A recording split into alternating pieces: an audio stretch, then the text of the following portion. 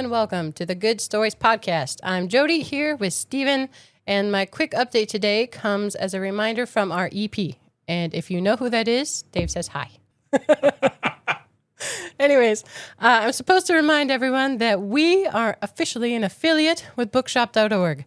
So if you ever pick up a book after we talk about it or really are in need of any new books, we all are, I think, all the time, I'd like to read you the bookshop.org motto. It's at least on their website. Friends don't let friends buy books on Amazon. So I feel that deeply. Amazon's taken over. So this does support small bookstores and us, which is cool. So I always put our affiliate link in the show notes of every episode. So if you're interested in buying books, check it out. Like I said, it helps us, it helps small bookstores, and you get more books. So all around good. All right, our top 5 new download locations this week. We have Shreveport, Louisiana, Owensboro, Kentucky, Roanoke, Virginia, Jersey City, New Jersey, and Cleveland, Ohio. Thanks for listening, guys.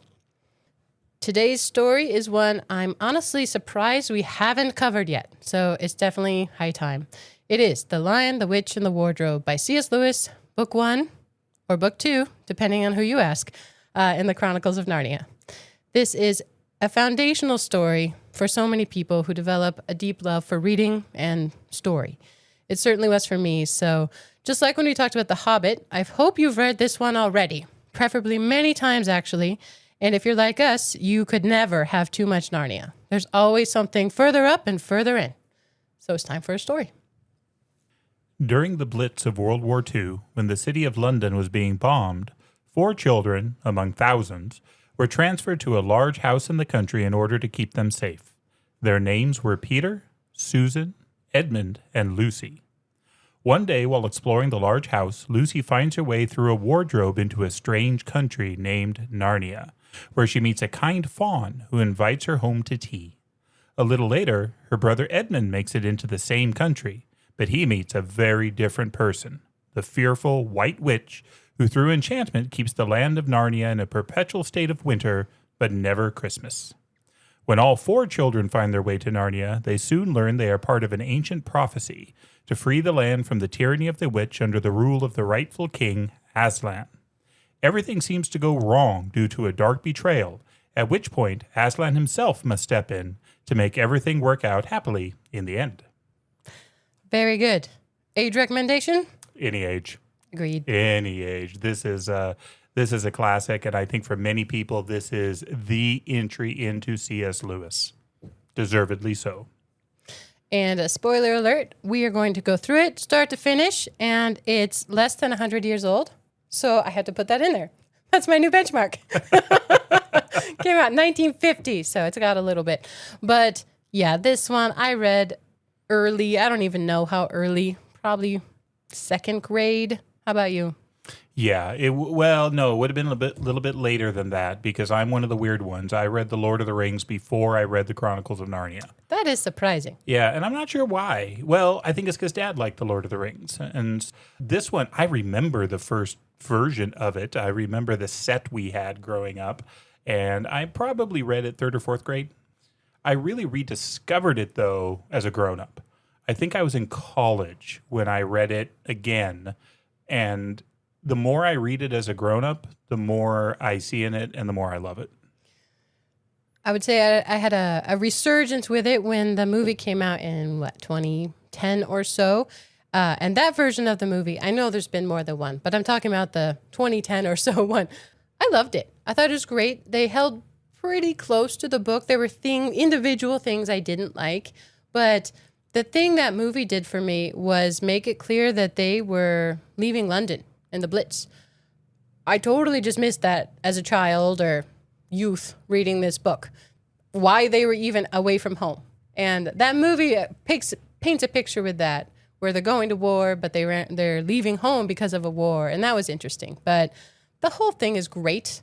I don't know. I feel like people get fairly nitpicky about details of it, but overall, I just think it's fantastic. It is a fantastic story. Yeah, both the book and that movie I enjoyed as well. I would argue the book is better, but the book is almost always better unless you're reading The Princess Bride. That's the one exception. That's probably true, yeah. But I enjoyed that movie too. And again, I can nitpick with the best of them, and I often do. But especially that first movie, I thought really did a good job of keeping the spirit of it, and I think it introduced a lot of people to Narnia. So even if I have fault to find with parts of the movie, I am grateful how many people it introduced to the story. I will say quickly here at the beginning, then we don't have to talk about it. They started Lion, the Witch, and the Wardrobe, and they did a solid job. Did you watch Prince Caspian? I watched Prince Caspian the night before I went to boot camp. Really? It was a disappointing end to my time as a civilian. Well, I have a theory as to why I really didn't like Prince Caspian, and I really did like Lion, the Witch, and the Wardrobe.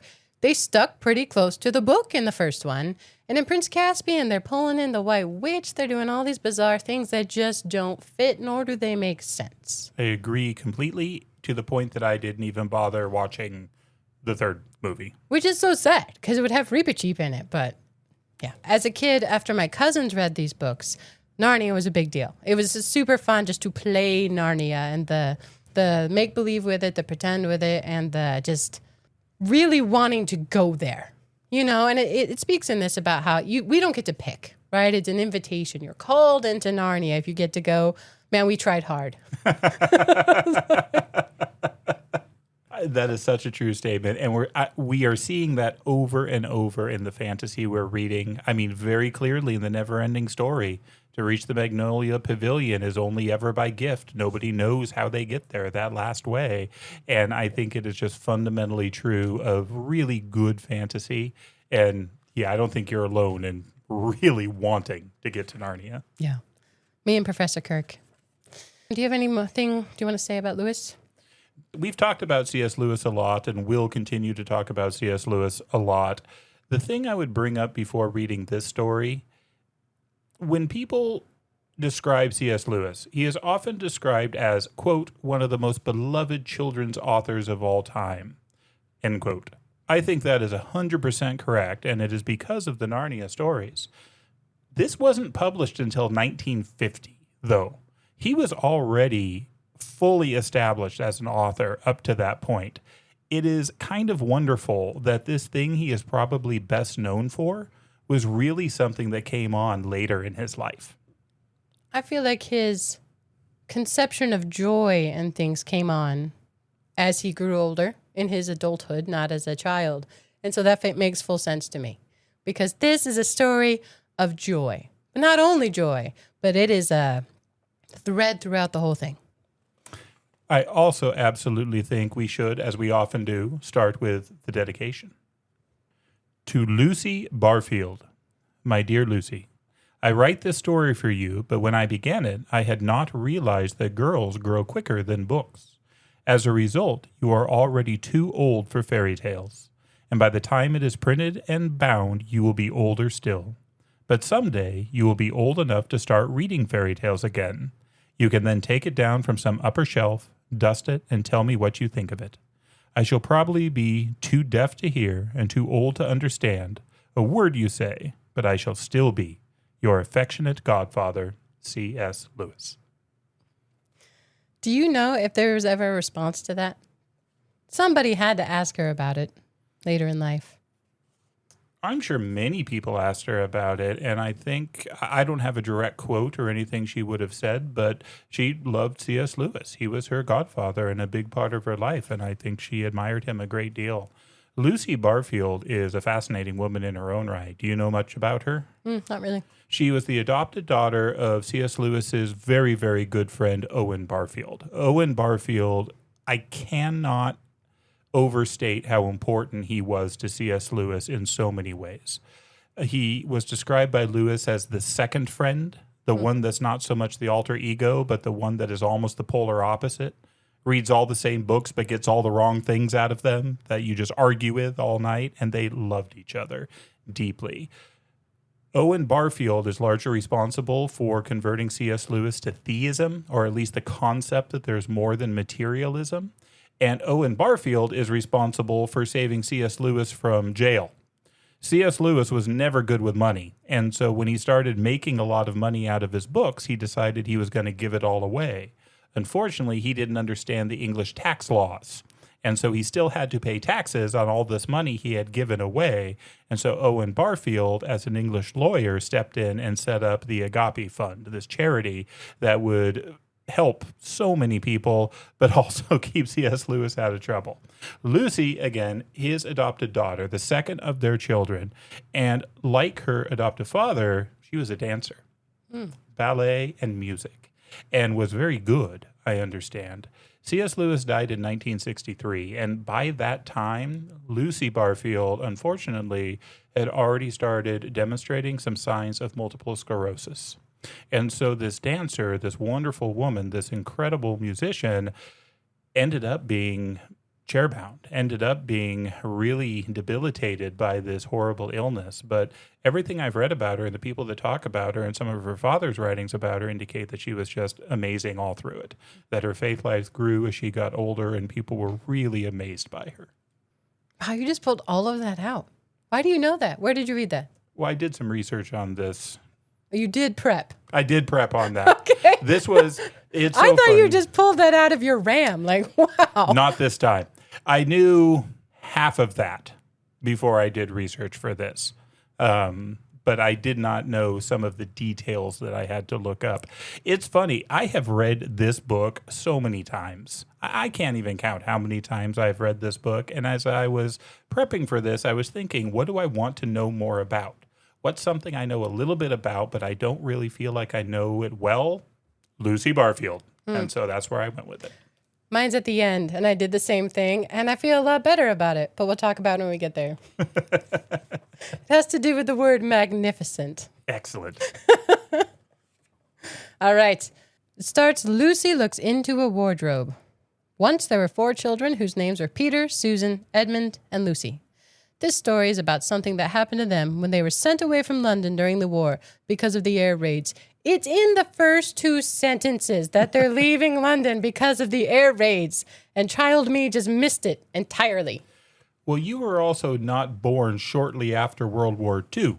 So when this was published in 1950, many of the children reading it would have remembered this, and this would have jumped out at them. I was going to say, this is a book for children, and it speaks, I think, to children in a wonderful way that things that would make a child feel something, that's what's in here.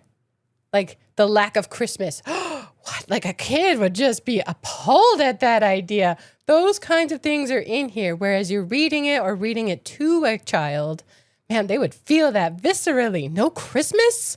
Come on. But anyway, I got sidetracked. But you are 100% right. Well, maybe we should talk about this because I think you're probably not the only one who doesn't know about that.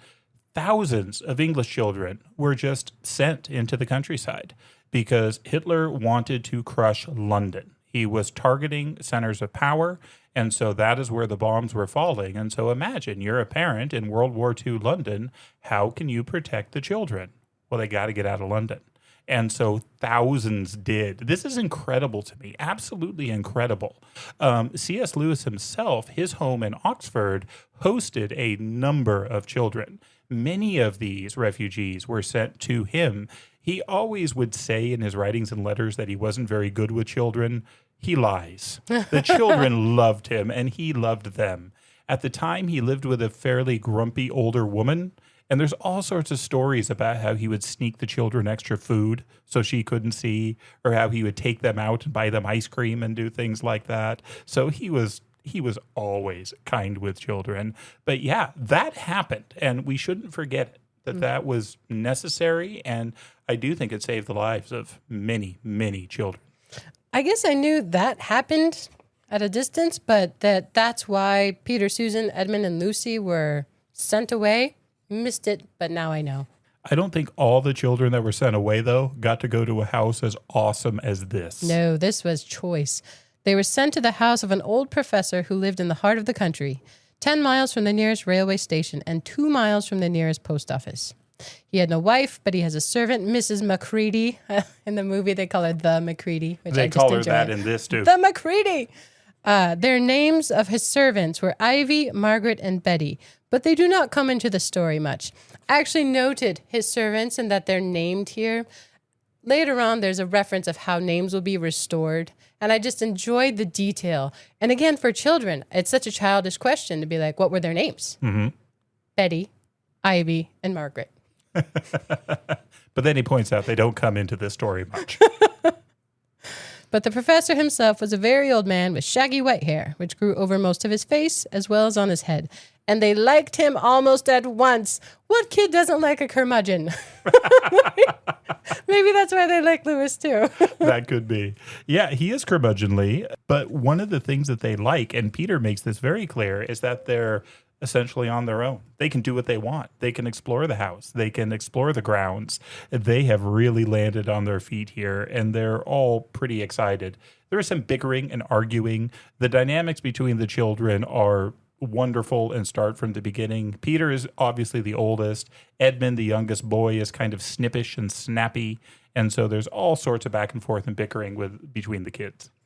Edmund's pretty frequently in a bad mood. I mean, this was written by a British author, so he's bad-tempered. He's crabby. That's what he is from the beginning. They're also just sent from their home. So I think perhaps justifiably so to an extent. But yeah, not good company, and the rest of them are stoked to be at this cool house. It was the sort of house that you never seemed to come to the end of, and it was full of unexpected places. The first few doors they tried led only into spare bedrooms, as everyone had expected that they would.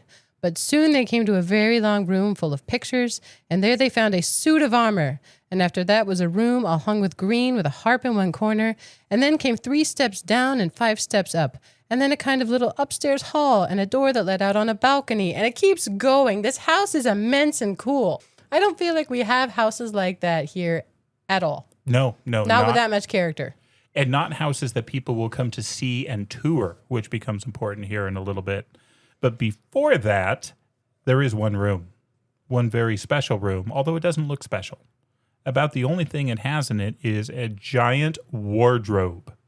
Do we need to explain what a wardrobe is? If you've seen Beauty and the Beast, it's like an armoire. It holds clothes, but it has doors. And this one, it says that it has a looking glass in the door. So every time they make a movie, I always wonder how they choose the details they choose, because it says there's nothing else in the room at all except a dead blue bottle on the windowsill. In the 2010 movie, as I refer to it, that's the one I'm talking about because I don't know much about any other ones. There's a fly in the window, which is kind of a nod to this blue bottle, I suppose. But why didn't it have a looking glass? Is that just for camera angle? I don't know. I always wonder why they choose what they choose or not. It's a good question. And with as much thought as they put into it, I'm sure there is a reason. I don't know what it is.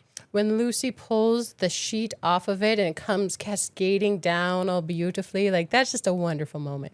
Wonderful moment. Well, and Lucy especially loves this wardrobe because what it has inside it are coats, mostly long fur coats. It says, there was nothing Lucy liked so much as the smell and feel of fur.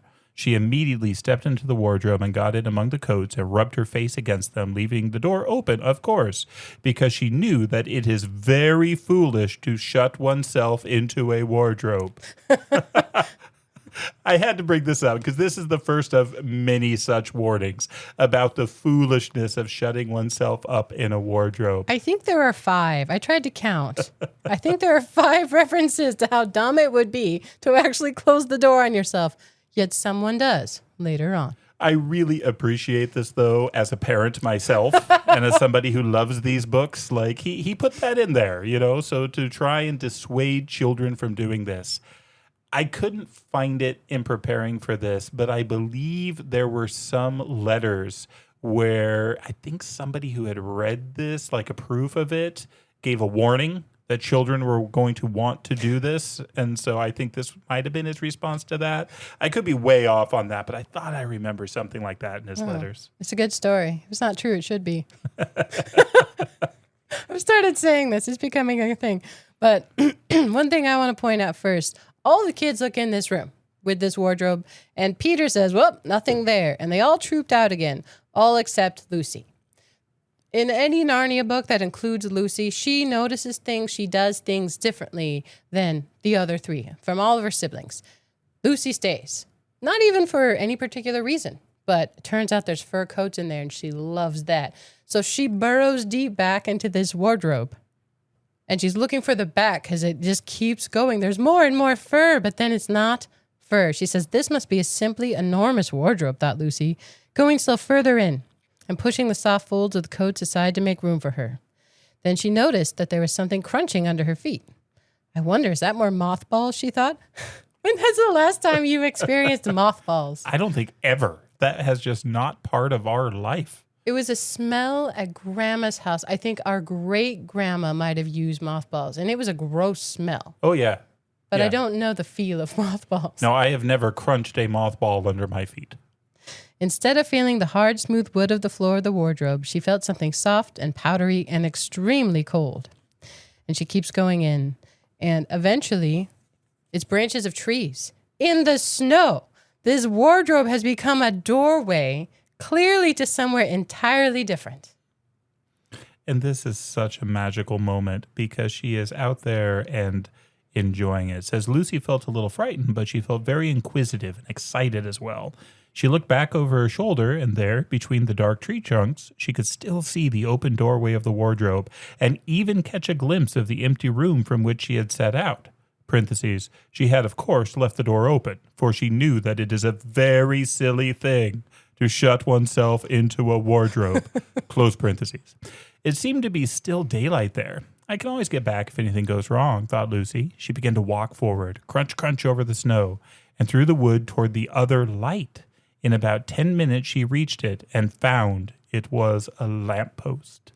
There is a lamp in the middle of the woods shining here. How fantastic is that? I do remember reading this first and being like, where'd the lamppost come from? It's in the middle of a wood. And we don't get to find out in this story. Patrons of the show will realize that we have already given the secret away of where the lamppost came from because it is described in The Magician's Nephew.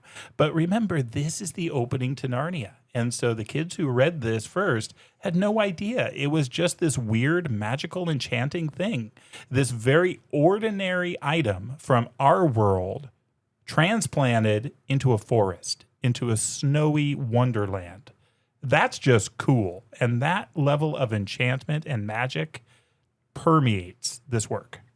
Yeah, we recently did The Country of the Blind, and I talked about the aliens with the lamppost that are arched that freaked me out. This kind of lamppost that stands up straight and has the head on it with the candlelight in it, that has always been a soft spot for me. I love them. They are very different things. One is super creepy, and one is utterly beautiful. Yeah, I've always had this half-baked desire to just randomly put lampposts in the middle of forests.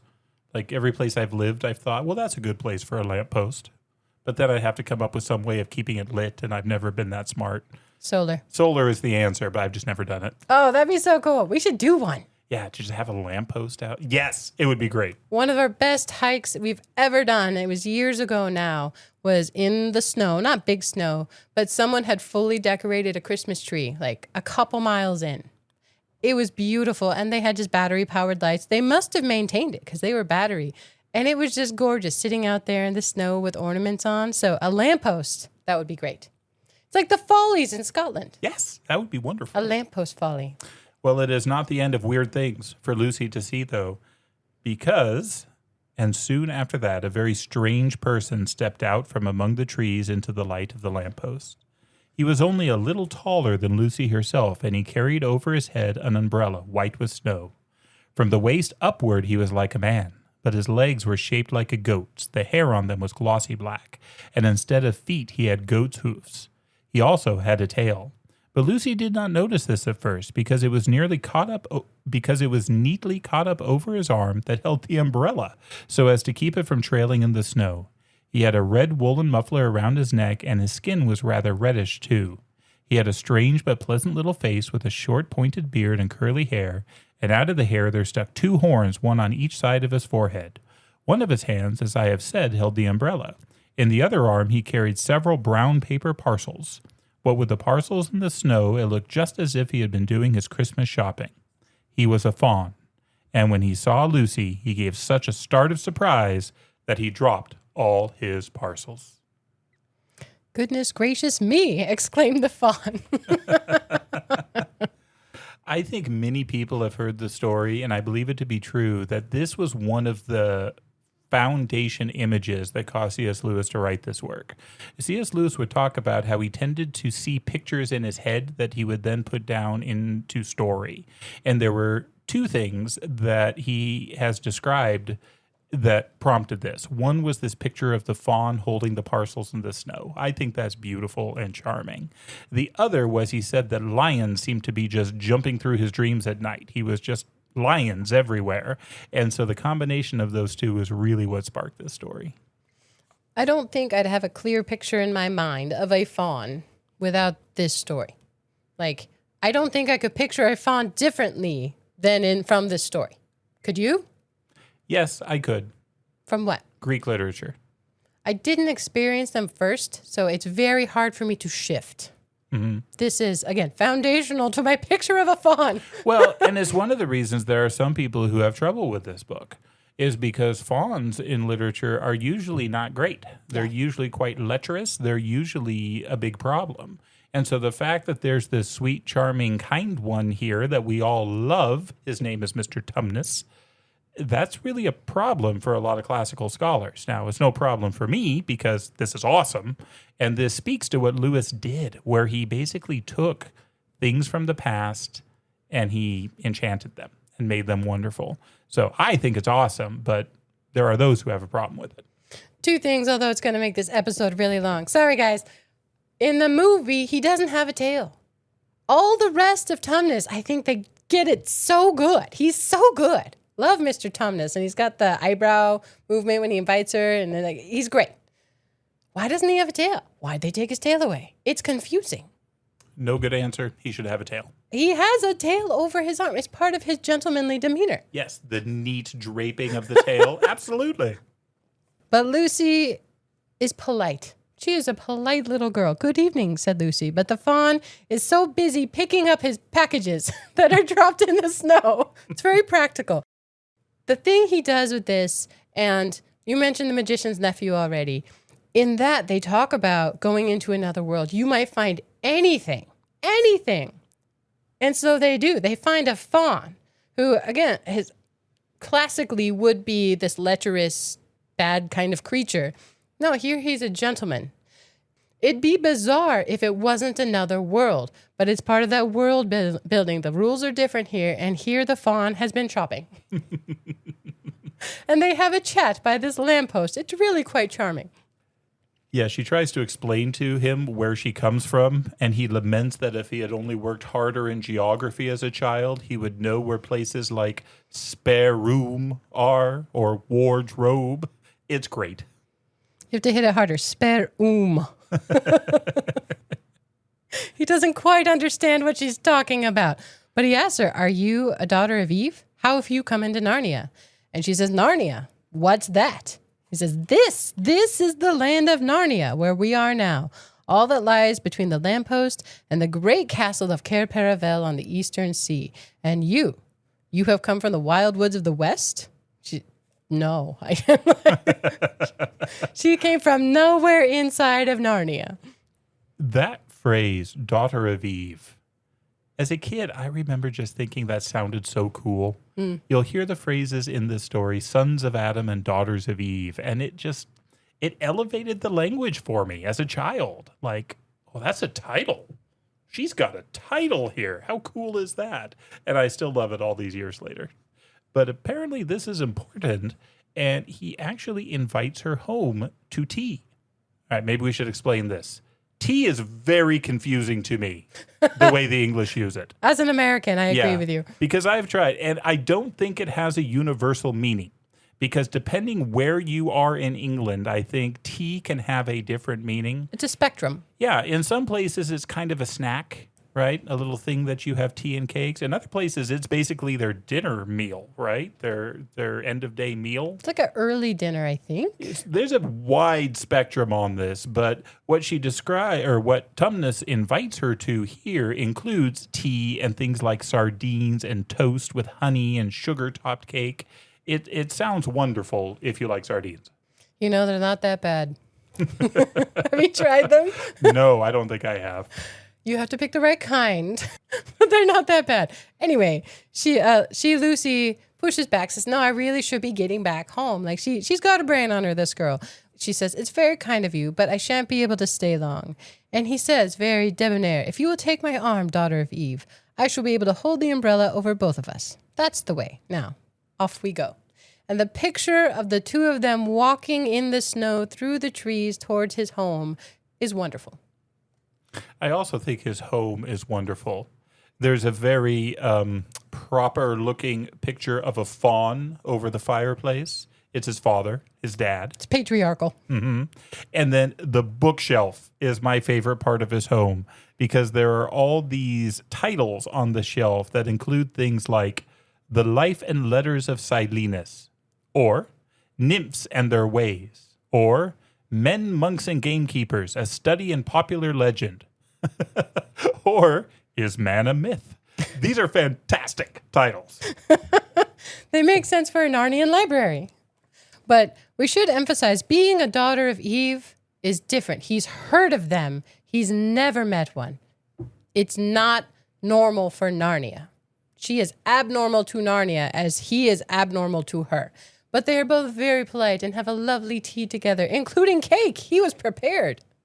And afterwards, the music starts.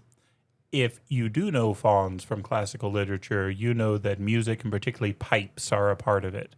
So he pulls out this classic pipe and he begins to play music, and it is enchanting. I'm going to use that word a lot. It is beautiful and wonderful, and Lucy just gets drowsier and drowsier and basically falls asleep. The tune he played made Lucy want to cry and laugh and dance and go to sleep, all at the same time. It must have been hours later when she shook herself and said, "Oh, Mr. Tumnus, I'm so sorry to stop you, and I do love that tune, but really I must go home. I only meant to stay for a few minutes." And he says, "It's no good now, you know." And she's confused by this. No good. He says, "You can't leave now. It's too late." And dear Mr. Tumnus starts weeping. It's a very confusing time. Yeah, he is just sobbing. He's a puddle here. And Lucy, always wanting to comfort everyone, wants to comfort him. But he tries to explain what a terrible, terrible faun he is, what evil things he's done, and how disappointed his father, who he's looking at the picture, would be in him.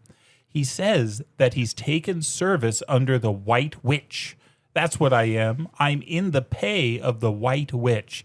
And I do love the way he writes that, because that's a wonderful way of defining what being in service means, because that's not a term we use much anymore. But he's being paid by the White Witch. And then he describes, "I'm a kidnapper for her. That's what I am. Look at me, daughter of Eve. Would you believe that I'm the sort of faun to meet a poor innocent child in the wood, one that had never done me any harm, and pretend to be friendly with it and invite it home to my cave, all for the sake of lulling it asleep, then handing over to the White Witch? No," said Lucy. And then he points out, well, actually, that's what I'm doing right now. Daughter of Eve, don't you understand? It isn't something I have done. I'm doing it now, this very moment. Lucy's still a little girl. She didn't get it. She trusted him. As he's weeping, though, she actually hands him her handkerchief, which he hangs on to as they go through this. I think it's very charming. "I had orders from the White Witch that if ever I saw a son of Adam or a daughter of Eve in the wood, I was to catch them and hand them over to her. And you are the first I ever met. And I've pretended to be your friend and asked you to tea. And all the time, I've been meaning to wait till you were asleep and then go and tell her." Lucy, though, then says, "Well, you can't do it now that you've met me." And he says, "Of course I can't. You know, now that he's met her, he can't do it." But he does worry about what she's going to do to him, and she can do some horrible things to him, the White Witch. She's going to cut off his tail and saw off his horns and have his beard plucked out. And we learn she has this terrible wand that turns people to stone. And it says that I shall be only a statue of a faun in her horrible house until the 4 thrones at Cair Paravel are filled. And goodness knows when that will happen, or whether it will ever happen at all. Casually, he mentions this prophecy that apparently just everyone in Narnia knows about. The 4 thrones at Cair Paravel are filled. Huh. I wonder if that'll come back. But not yet. So Mr. Tumnus now takes action, and he leads her back to the lamppost and makes sure she can find her way from there, and the two separate. And so Lucy, all aflush with this incredible experience, she jumps out of the wardrobe shouting, I'm here, I've come back, I'm all right. Nobody else is impressed. They didn't know she'd been gone. Her siblings show up and ask, have you been hiding? Poor old Lou, hiding and nobody noticed. You'll have to hide longer than that if you want people to start looking for you. She thought she'd been gone for hours and hours, and apparently it's only been minutes at home. Edmund's quite kind. He's like, Batty, tapping his head, quite Batty. Mean guy. Lucy, who's a very truthful little girl, feels horrible here because nobody believes her. They think she's just making it up, but she's telling the truth. She knows what she's experienced, and so this is the beginning of some hard times for Lucy. Yeah, she says, it's a magic wardrobe. There's a wood inside it, and it's snowing. And there's a faun and a witch, and it's called Narnia. Come and see.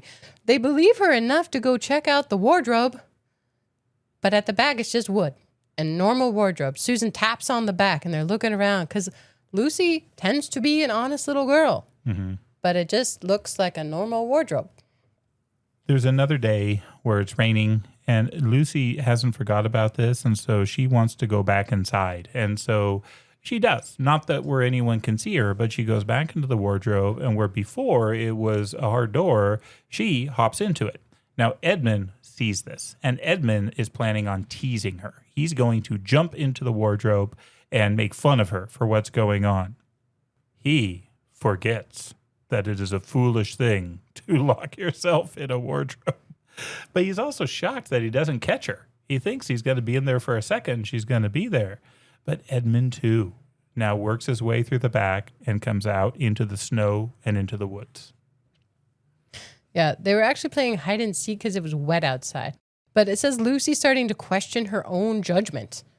Did it really exist? So when she climbs in, clearly she got to go somewhere because she's not in it when Edmund goes in. And it says that she left the door open. Edmund closes it on himself. Not a good idea, folks. When he gets into the snow, though, he doesn't see her. And he starts calling for her, but she's not there. And then something pretty incredible comes up. It is a sleigh. It is an enormous sleigh pulled by reindeer. And the first thing he sees on it is a dwarf, which is kind of weird looking. But that's not what really catches attention. But behind him, the dwarf, on a much higher seat in the middle of the sleigh, sat a very different person, a great lady, taller than any woman that Edmund had ever seen. She also was covered in white fur up to her throat and held a long, straight golden wand in her right hand and wore a golden crown on her head. Her face was white, not merely pale, but white, like snow or paper or icing sugar, except for her very red mouth. It was a beautiful face in other respects, but proud and cold and stern. She yells to the dwarf, stop, and the sled stops. And she turns to Edmund and says, what, pray, are you? Looking hard at Edmund. He says, my name's Edmund, rather awkwardly. He did not like the way she looked at him. And she says, is that how you address a queen?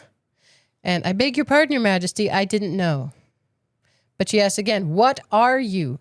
He says, I don't know what you mean. I'm at school. At least I was. It's the holidays now. They're not speaking the same language. No. Finally, as she gets more and more angry, she does ask a question that he does understand. I see you are an idiot, whatever else you may be, said the queen. Answer me once and for all, or I shall lose my patience.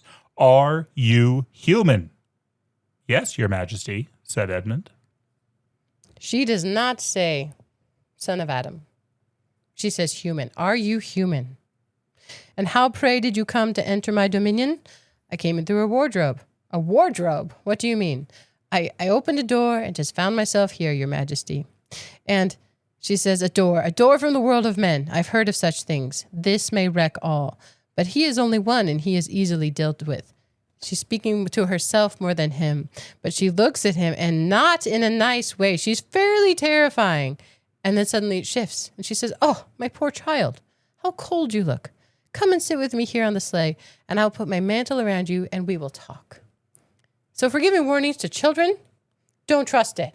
No. That's a terrible idea. No, she's awful. And I think all children who read this know it, which is the strength of this work. Don't get on the sleigh. Edmund, though, is so foolish that he closed a wardrobe door behind him, and he's foolish enough to get on the sleigh. And this woman has some pretty cool tricks, though. She asked him something hot to drink. It's cold out, and he wasn't prepared for snow. They were playing hide and seek in a house. In the summer. And so he says yes. And she has this little bottle that I love, the small bottle. It says it looks as if it were made of copper. Holding out her arm, she let one drop fall from it onto the snow beside the sledge. Edmund saw the drop for a second in midair, shining like a diamond. The moment it touched the snow, there was a hissing sound, and there stood a jeweled cup full of something that steamed. The dwarf immediately took this and handed it to Edmund with a bow and a smile. Not a very nice smile. It is dull, son of Adam, to drink without eating, said the queen presently. What would you like best to eat? Turkish delight, please, your majesty, said Edmund. Okay, when you read this first, did you have any idea what Turkish delight was? No, I think I asked someone, and they told me it was like applets and cotlets. I was like, that's gross. Applets and cotlets? Ew. I didn't even know what those were as a kid. Oh, we used to get them sent to us at Christmas. Gross. Oh, I don't remember that. I remember the fruitcake our uncle always sent us. That was gross too. Yeah, those stored up. There were many in the cupboard. But yeah, Turkish delight was something that I legitimately went and looked up because I was curious what it was. And then how old were you when you first had Turkish delight? I have no idea. I know I've tried it, and it was okay. Very rich. I remember it vividly because I was in Turkey. Oh, that's cool. This was during the semester I spent in Cairo, and as part of that, we traveled through the Middle East, and we were outside of Damascus, and they said, would you like to try Turkish delight? And we did, and they were massive. They were like 6-inch square, yellow, coated in powdered sugar. None of us in the group could do it. Like, we tried it, and none of us liked it at all. Was it oddly gelatinous? Yes. Yeah. Yes. I know I've had it. Didn't care for it. So it was always struck me that that's what he picked of all the things. Without hesitation. Turkish delight. He just had that on the tip of his tongue. So I felt that was worth pointing out. I think it's crazy that she just conjured a glass of something for him, and he doesn't ask about it. There's no question in here before she offers him food. They go from the warm drink to the Turkish delight. But was your Turkish delight magical and make you addicted to it? Not at all. No. Well, good. That's not Edmund's experience. He's new to magic, especially villains, I guess. So yeah, for him, this is absolutely addictive, and this is the magic. It makes him want to just eat more and more and more. And where previously he was scared of this woman and had to, call her your majesty and really watch his manners, here she is just plying him for information, and he is speaking freely as he is chowing down on this Turkish delight. it says when he's done with this massive box that he's still looking at the empty box, wishing he could have more. It's this insatiable thing. But the queen says, son of Adam, instead of human, son of Adam, I should so much like to see your brother and your 2 sisters. Will you bring them to see me?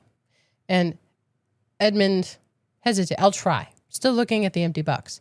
Because if you did come again, bringing them with you, of course, I'd be able to give you some more Turkish delight. I can't do it now. The magic will only work once.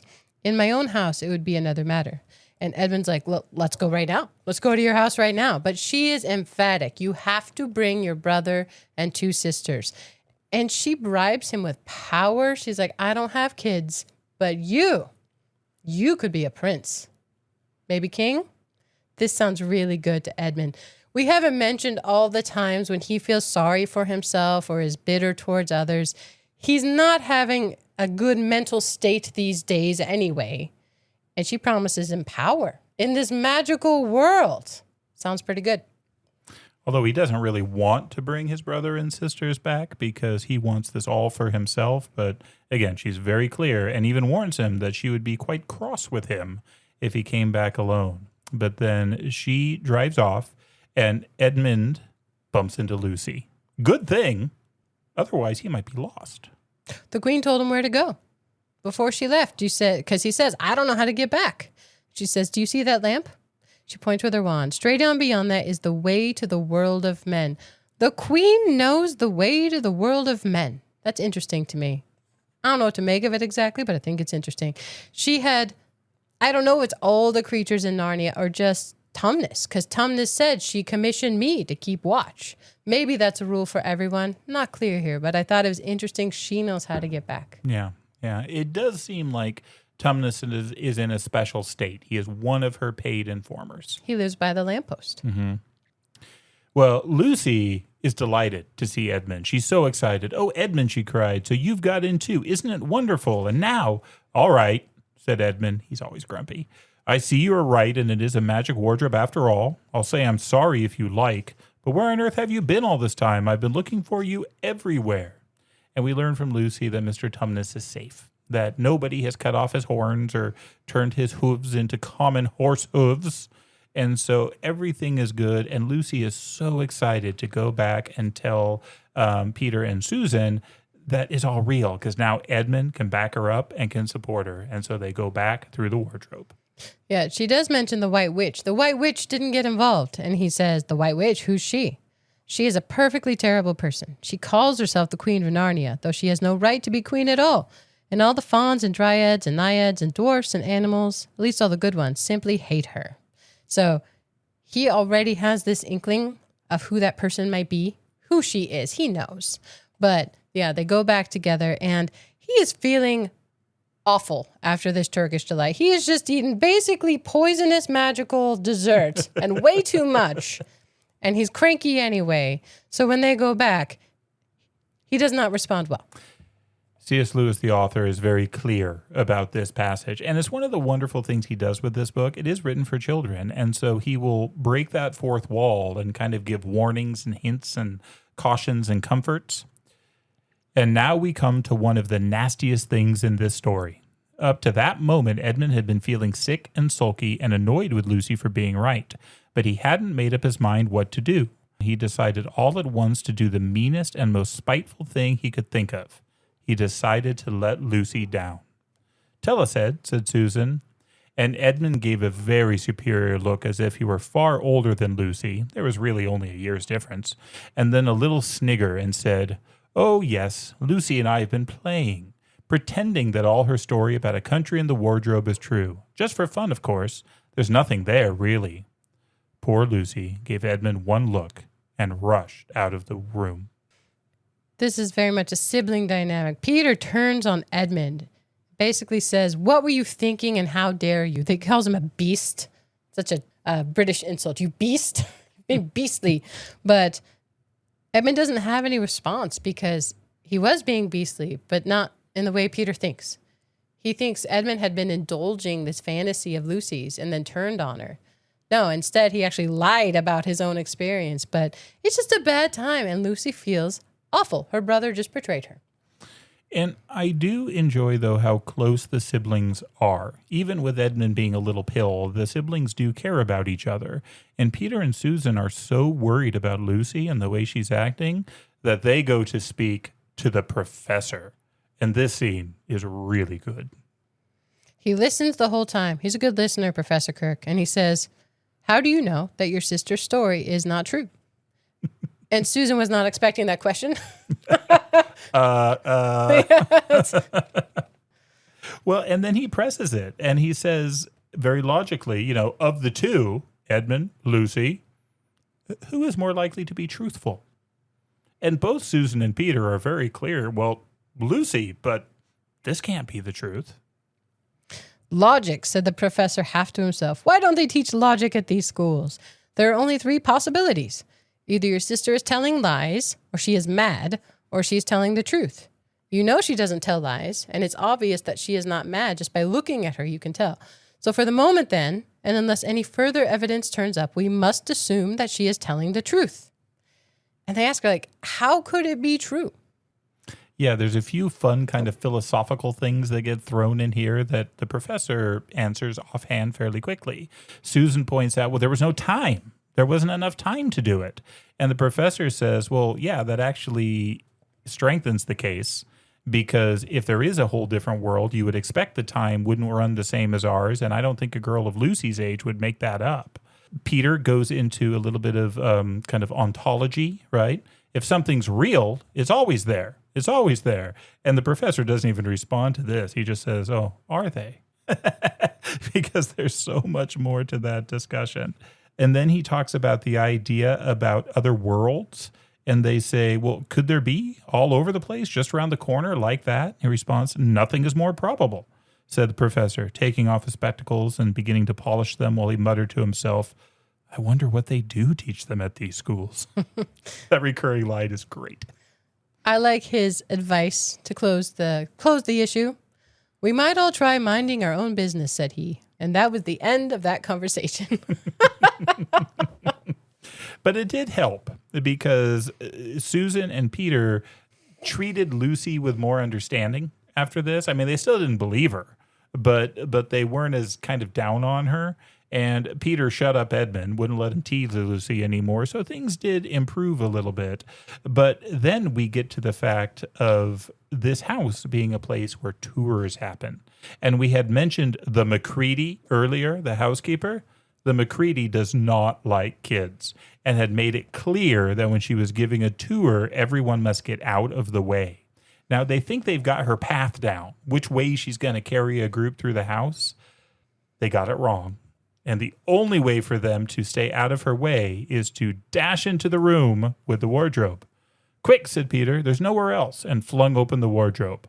All four of them bundled inside it and sat there panting in the dark. Peter held the door closed but did not shut it, for of course he remembered, as every sensible person does, that you should never shut yourself up in a wardrobe. That is just good life advice.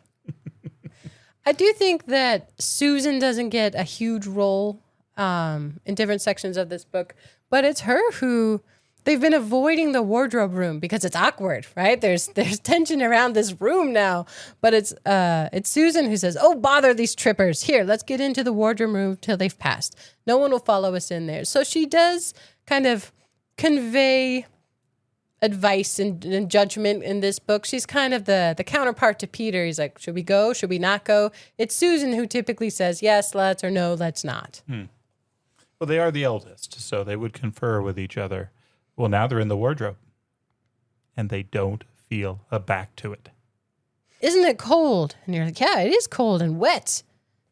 They're in the snow, and they walk out into the trees.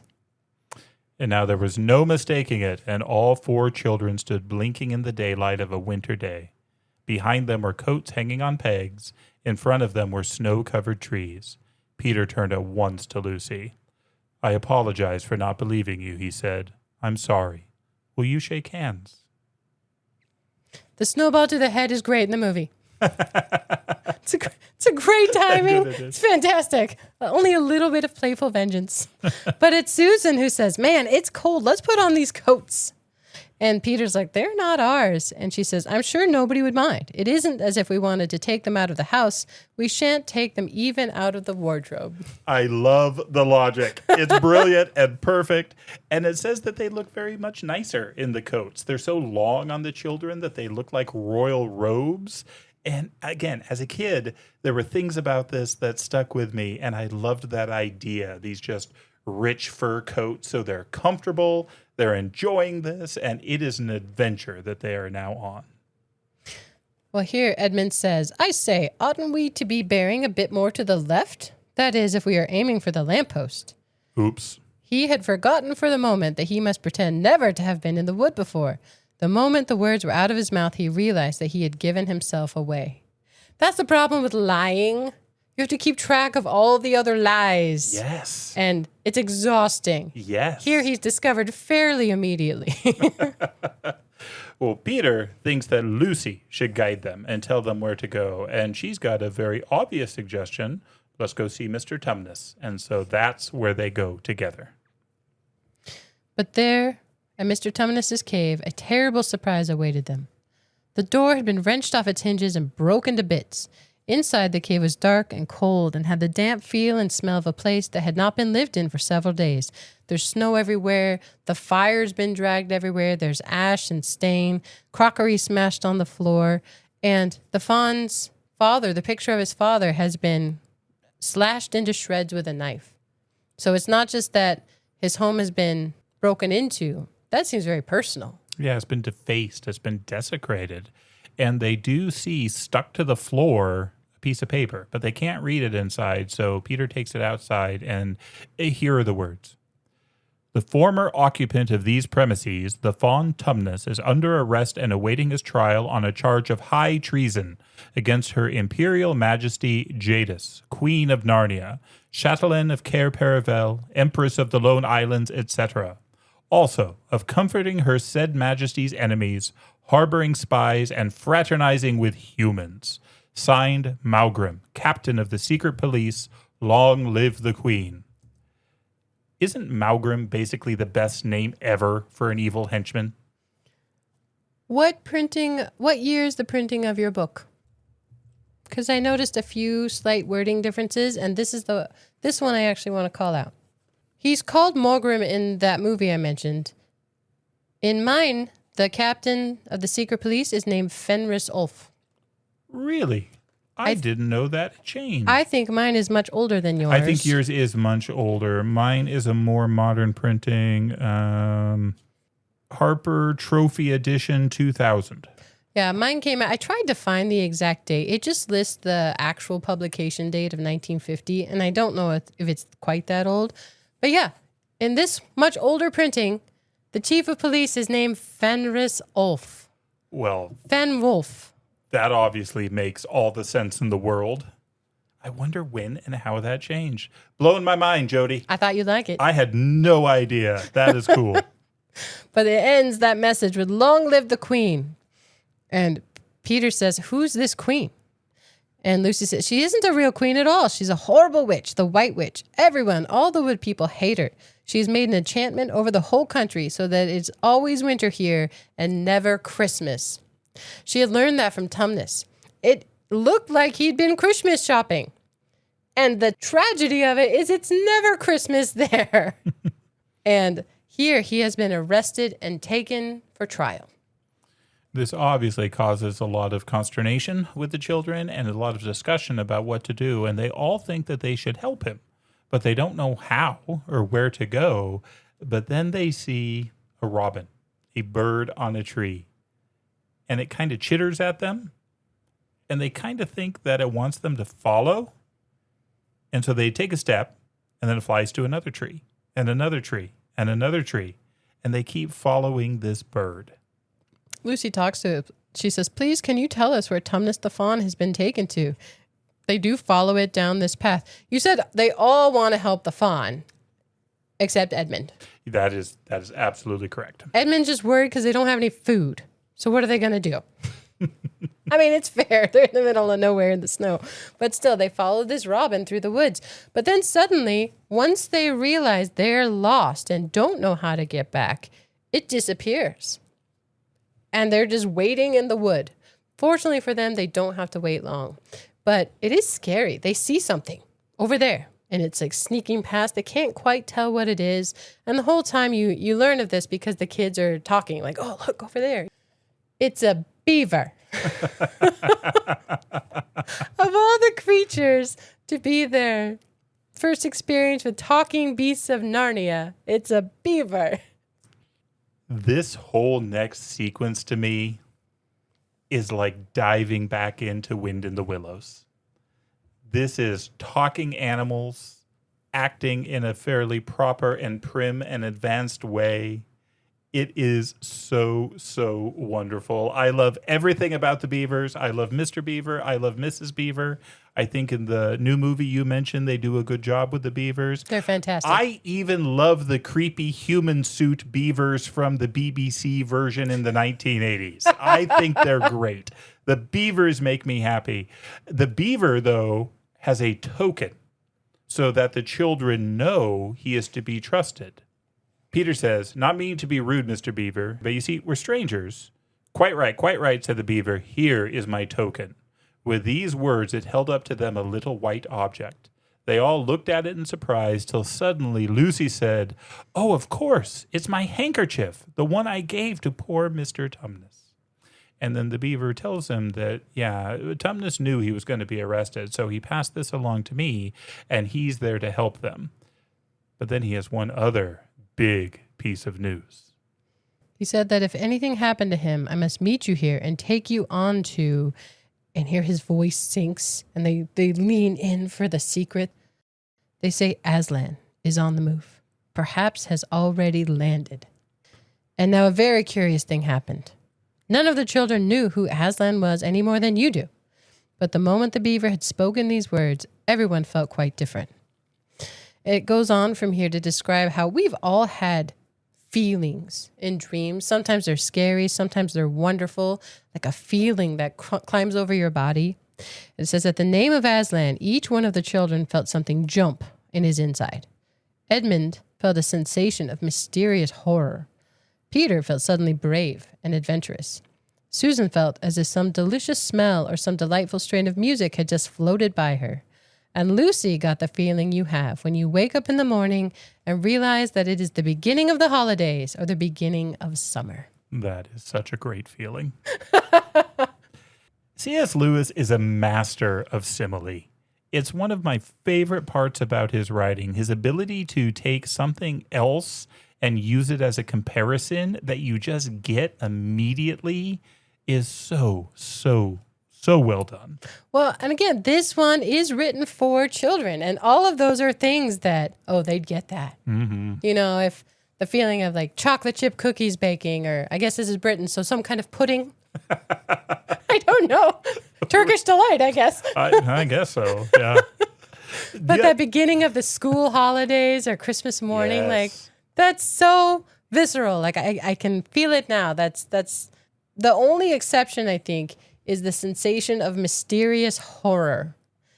I keep going back to stories that we've done recently, and we talked about Undine, and just that feeling of fear and fright, of scariness, and you don't know why. This is just a name, just the name Aslan, and they all respond extremely, but internally. And we've seen similar in many other stories we've read, though, again, to bridge some of these. Remember in War in Heaven when Prester John shows up, you can tell a lot by the individual character by how they react to his very presence. And I think we see that same idea here. There is something about the name of Aslan that, the three children who are not under the sway of the White Witch respond very well. And the one who is responds against it. One other aside, and then I'll move on. You and I don't get too deep into the reading order arguments of Narnia, but we've mentioned it a few times. I do think that this is one of the real good reasons, though, why, if it's your first time reading through Narnia, I do think The Lion, the Witch, and the Wardrobe is the first one you should read, because this sentence, none of the children knew who Aslan was any more than you do. Well, if you've read the other ones, we know who Aslan is. And so I think there's many reasons why this should be the first read, but that's one of the clearest statements that it just makes sense. I have no strong opinion on reading order, and I know people get fired up about it. I struggle to care because they're great in any order. I could pick up any single one of them the first time. The one that would be hardest is The Silver Chair. I do not recommend reading The Silver Chair first, and The Last Battle has last in the title. Yeah, so. I think that one should be read last. Correct. Yeah. Other than that, I'm okay with it. Anyway, Lucy, though, is concerned. Like my transition? Moving on. Excellent. I told somebody transitions are the hardest when we do this, like not saying the same thing so many times because there are a lot of small transitions, but that's just part of it. Those who know and love us mock me a lot for saying so. I like when you agree with me twice. Sometimes I edit those out, but you'll be like, yeah, blah. Well, I'm thinking about it. Yeah. Okay. Anyway, Lucy is still very concerned about her friend. And she says, what about Mr. Tumnus? Where is he? And the beaver says, shh. No, we have to leave here. I'm going to take you home and we're going to have dinner. We're going to talk about it. And all the kids like the idea of dinner. So they follow him to his home. And the description is great because it is winter, and it has been winter for time out of mind. Everything's frozen, and this is a beaver. So they have to cross these icy falls and ridges to get down to his house.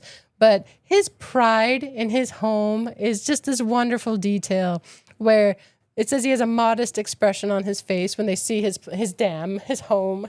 And, Susan, I believe, is the one who compliments him. He's like, oh, merely a trifle, merely a truffle. It's not quite finished. But he's proud of it. Very proud. And again, wind in the willows, because they walk in and there's this whirring sound. It's Mrs. Beaver on a sewing machine. She is sewing. And there is something just so warm and homely and wonderful and inviting about the Beaver's home. And they bring the kids in and they recommend it's time to eat. I did wonder what a beaver would be sewing. I still wonder what a beaver would be sewing. I also wonder why a beaver would put on snow boots, but this one does. Again, wind in the willows is the way to think of it. I mean, why does Toad have a car? It doesn't make sense. He shouldn't. But it does make sense. It is just wonderful. And Lewis does just such a great job of describing food. The man clearly loved to eat and drink. And there's this whole meal with the beavers that he describes in incredible detail. Yeah, Beaver's so good at catching fish. Peter goes to help. Edmund's no help to anyone. The girls help out, though. But they had to walk here, though, and it was a long way. And Edmund had been told by the White Witch how to find her. There's these 2 hills. You'll know them when you see them. Her house is right in between. On the way to the beavers, he realizes, oh, we're close. But yes, they get to eat. And the dinner and the tea after, or the dessert after, is quite wonderful. Where beavers get great big lumps of deep yellow butter, we don't know, but I think it's awesome. Or marmalade. Or marmalade. Where do the oranges come from? And again, there are people that have a problem with this. Lewis often gets kind of brushed off as being slipshod, not detailed. I mean, he's not like Tolkien, who has, outlined the actual steps of how they would get the products. But I don't think there's any need for it. I think, again, wind in the willows is what I think of on this. It's an enchanting and magical world where he can paint these pictures. And in a world where you've got a lamppost in the middle of the forest, I'm okay with marmalade in the beaver's home. You might find anything. This is a different world. Anything. And the picture of their home is so domestic and warm compared to the bachelor, Mr. Tumnus. He lives in a cave with no windows. They couldn't even read the sign. They had to go outside. But this is so lovely. And yes, the marmalade cake. So these kids who'd walked far, been tired, been hungry, it says that they all gave a long sigh of contentment.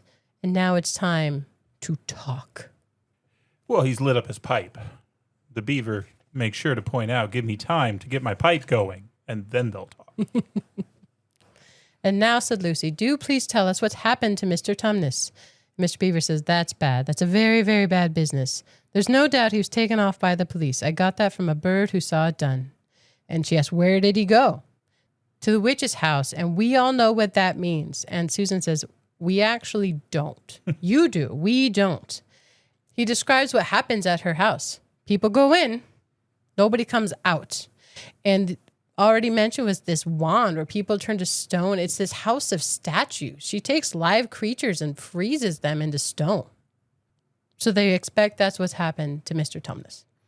Well, and they all want to go help. I mean, well, Peter asked, can we do anything? And the beaver is very clear. It's no good you're trying. This is something that we have to wait for Aslan to do. And this is where they all say, yes, tell us about Aslan. Who is Aslan? Asked Susan. Aslan, said Mr. Beaver, why, don't you know? He's the king. He's the lord of the whole wood, but not often here, you understand. Never in my time or my father's time, but the word has reached us that he has come back. He is in Narnia at this moment. He will settle the White Queen all right. It is he, not you, that will save Mr. Tumnus. And Edmund asks, she won't turn him into stone too? The beaver laughs, Lord love you, son of Adam. What a simple thing to say, answered Mr. Beaver with a great laugh. Turn him into stone? If she can stand on her 2 feet and look him in the face, it'll be the most she can do, and more than I expect of her. No, he'll put all to rights. As it says in an old rhyme in these parts, Wrong will be right when Aslan comes in sight. At the sound of his roar, sorrows will be no more. When he bares his teeth, winter meets its death. And when he shakes his mane, we shall have spring again. There is a fun, very subtle thing he does here with these prophecies, these poems that he writes. If you read them in Middle English, they rhyme. If you read them in modern English, they don't. I mean, this is almost Tolkien level, where he dates them, indicates their age by that sort of thing. Now, some of the rhymes come through.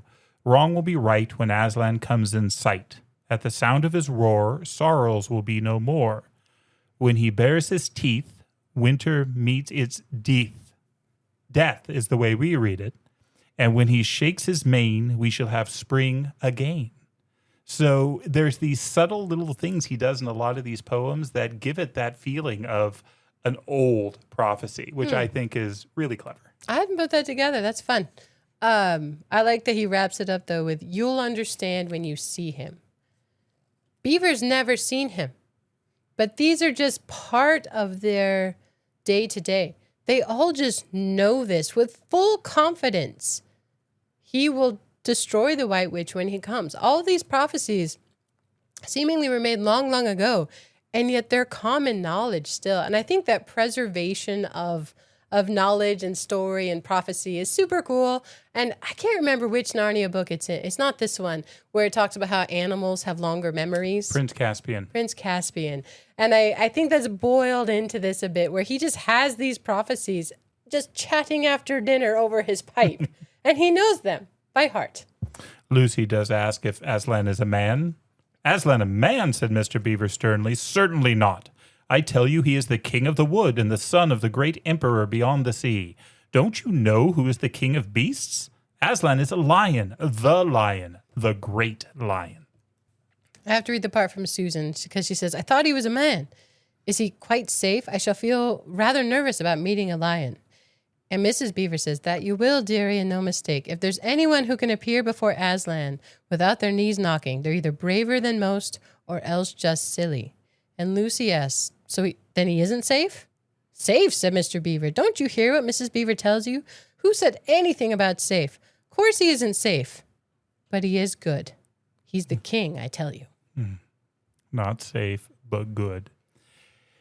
And next we come to another one of those rhymes, because this is where we learn about the whole point of the children and Cair Paravel, which even Tumnus mentioned earlier back. When Adam's flesh and Adam's bone sits at Cair Paravel enthroned, the evil time will be over and done. This is another one, because again, in Middle English, when Adam's flesh and Adam's bone sits at Cair Paravel enthroned, the evil time will be over and done. I just love that. I think that's cool. And they say, tomorrow's the day. If we can make it to the stone table by tomorrow, he's called for you. He's expecting you. Them. These kids who walk through a wardrobe and are suddenly plunged into this are called to the stone table to meet Aslan. There's a great sequence next where the kids ask about the witch herself and ask whether she's human or not. And Mr. Beaver is very clear that no, she's not human. She actually comes from Adam's first wife, Lilith, which is a whole discussion in its own right in Jewish folklore. But she's basically an ogress, a giantess. And then there's this whole sequence here where Mr. Beaver warns people against things that look human or should be human but aren't.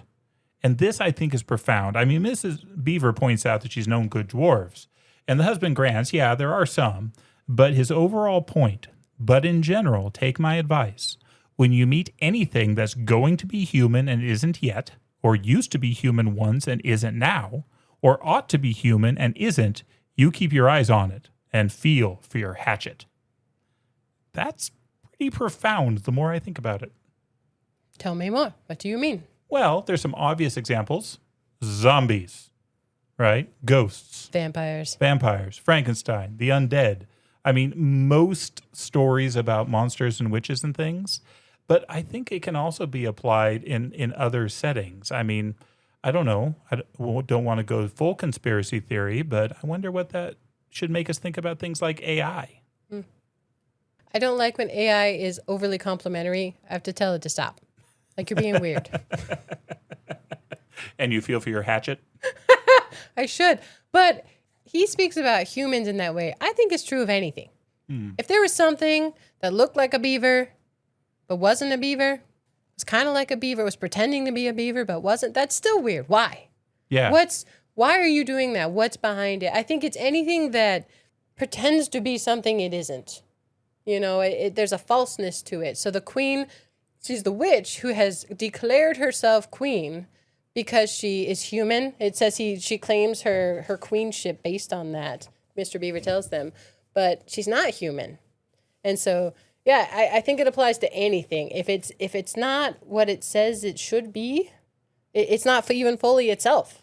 Oh, this is so good because this takes us straight back to the causes of Aristotle. There you go. This takes us back, right, to the formal, the efficient, the material, and the final cause. So the final cause is for the sake of which, right? The thing it should be.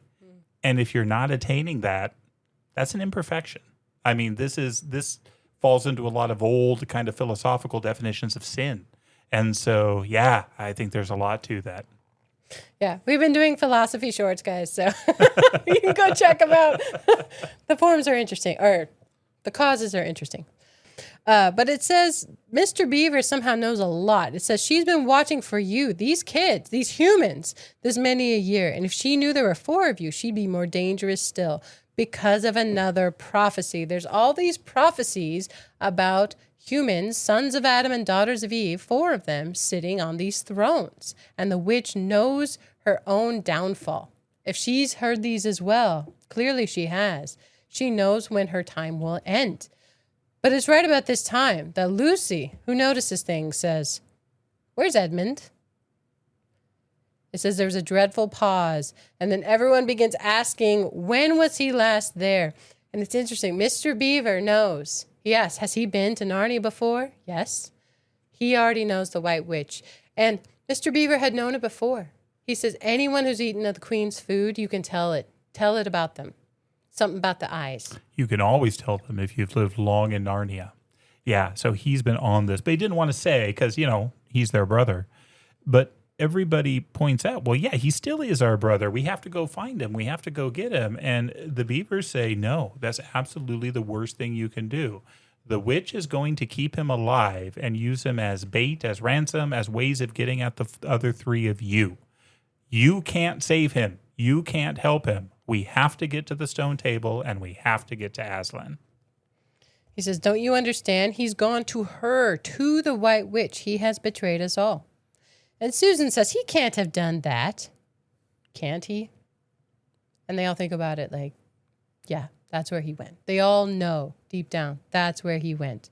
So instead of trying to rush after him and be trapped, they go with the beavers. Time to go see Aslan. Because they are on a time crunch now, because they know that the first thing that's going to happen when he tells the witch where they are is she is going to send forces after them.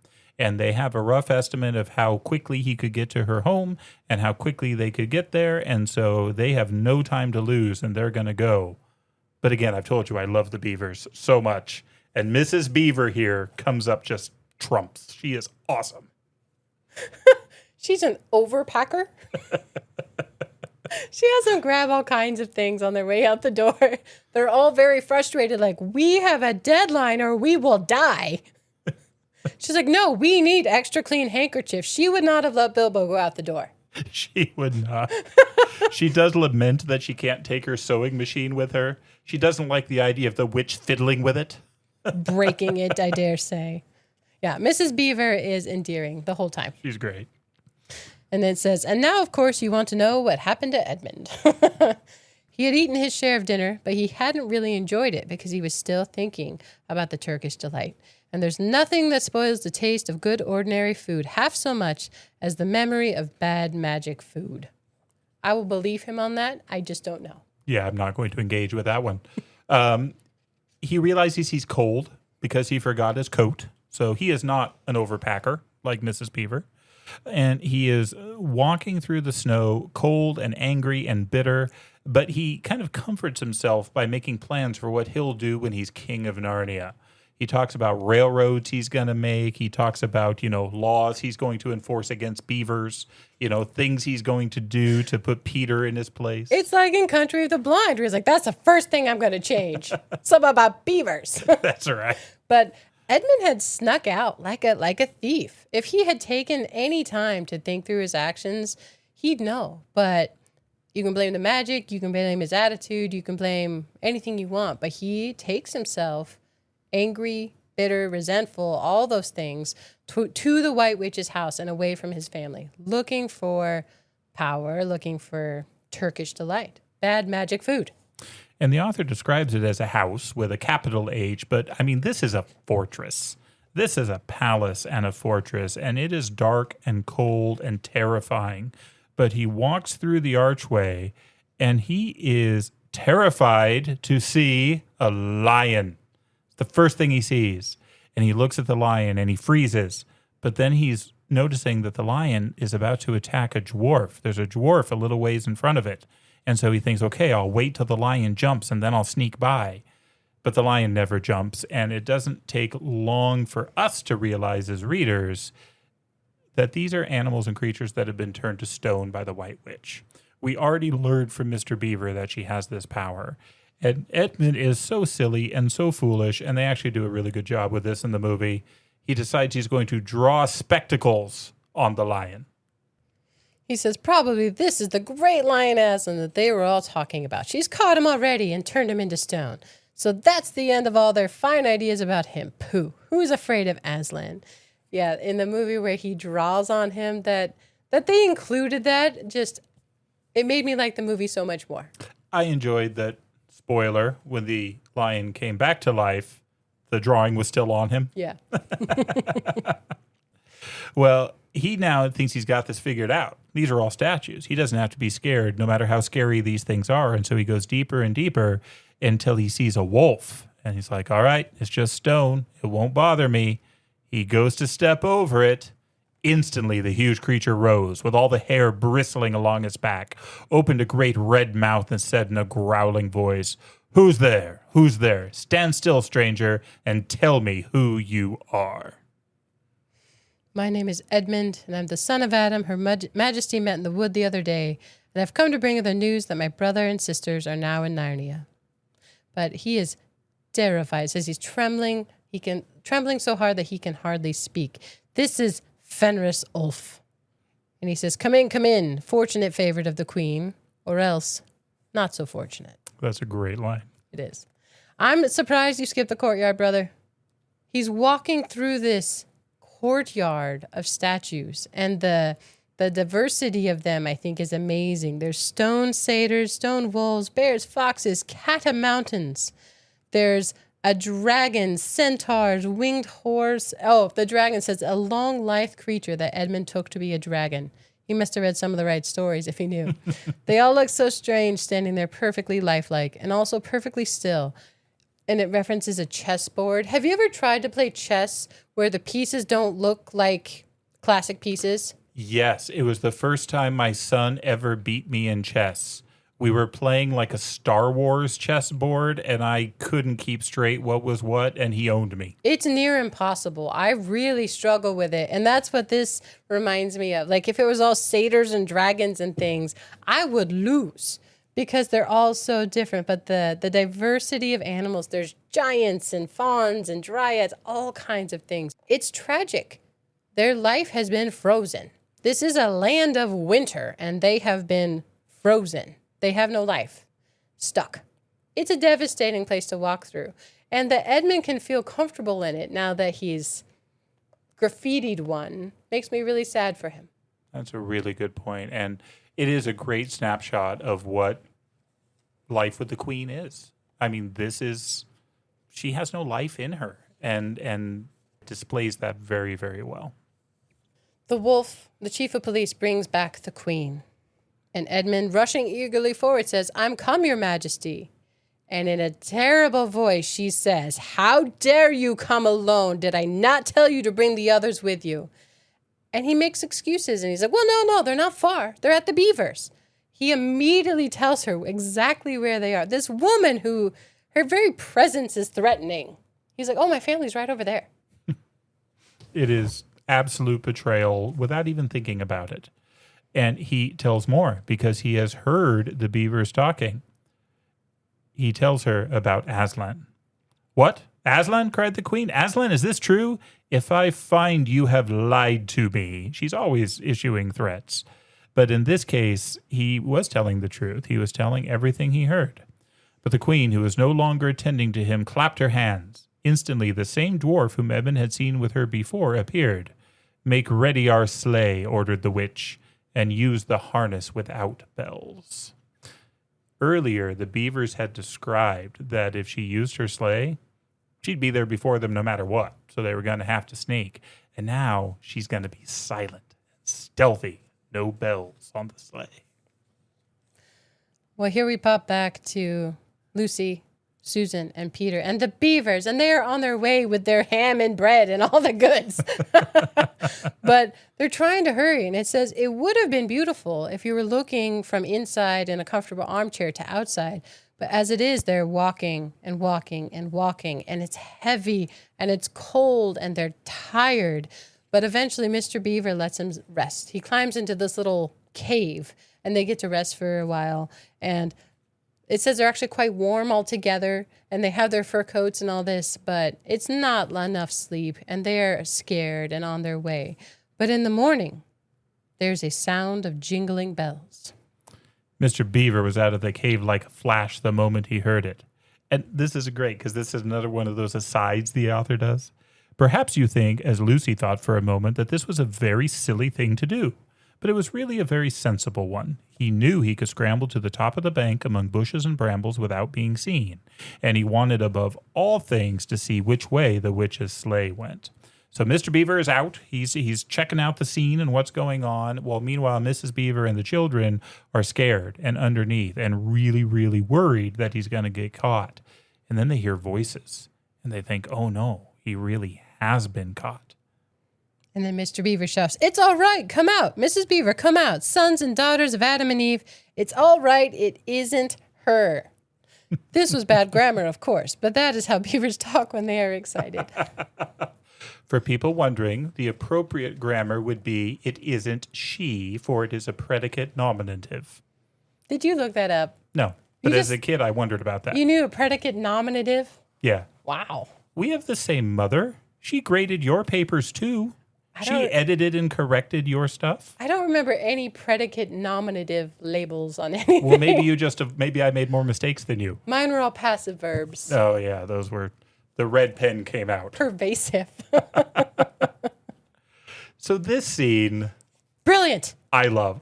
I was going to ask you, I'm glad you love it too, because this is somewhat controversial, and I will just read it. It was a sleigh, and it was reindeer with bells on their harness. But they were far bigger than the witch's reindeer, and they were not white but brown. And on the sleigh sat a person whom everyone knew the moment they set eyes on him.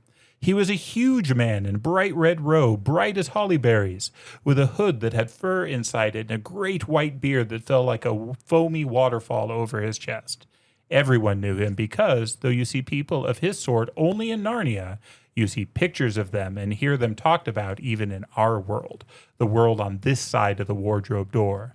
But when you really see them in Narnia, it is rather different. Some of the pictures of Father Christmas in our world make him look only funny and jolly. But now that the children actually stood looking at him, they didn't find it quite like that. He was so big and so glad and so real that they all became quite still. They felt very glad, but also solemn. It's Christmas again in Narnia. Why is this contentious? It's fantastic.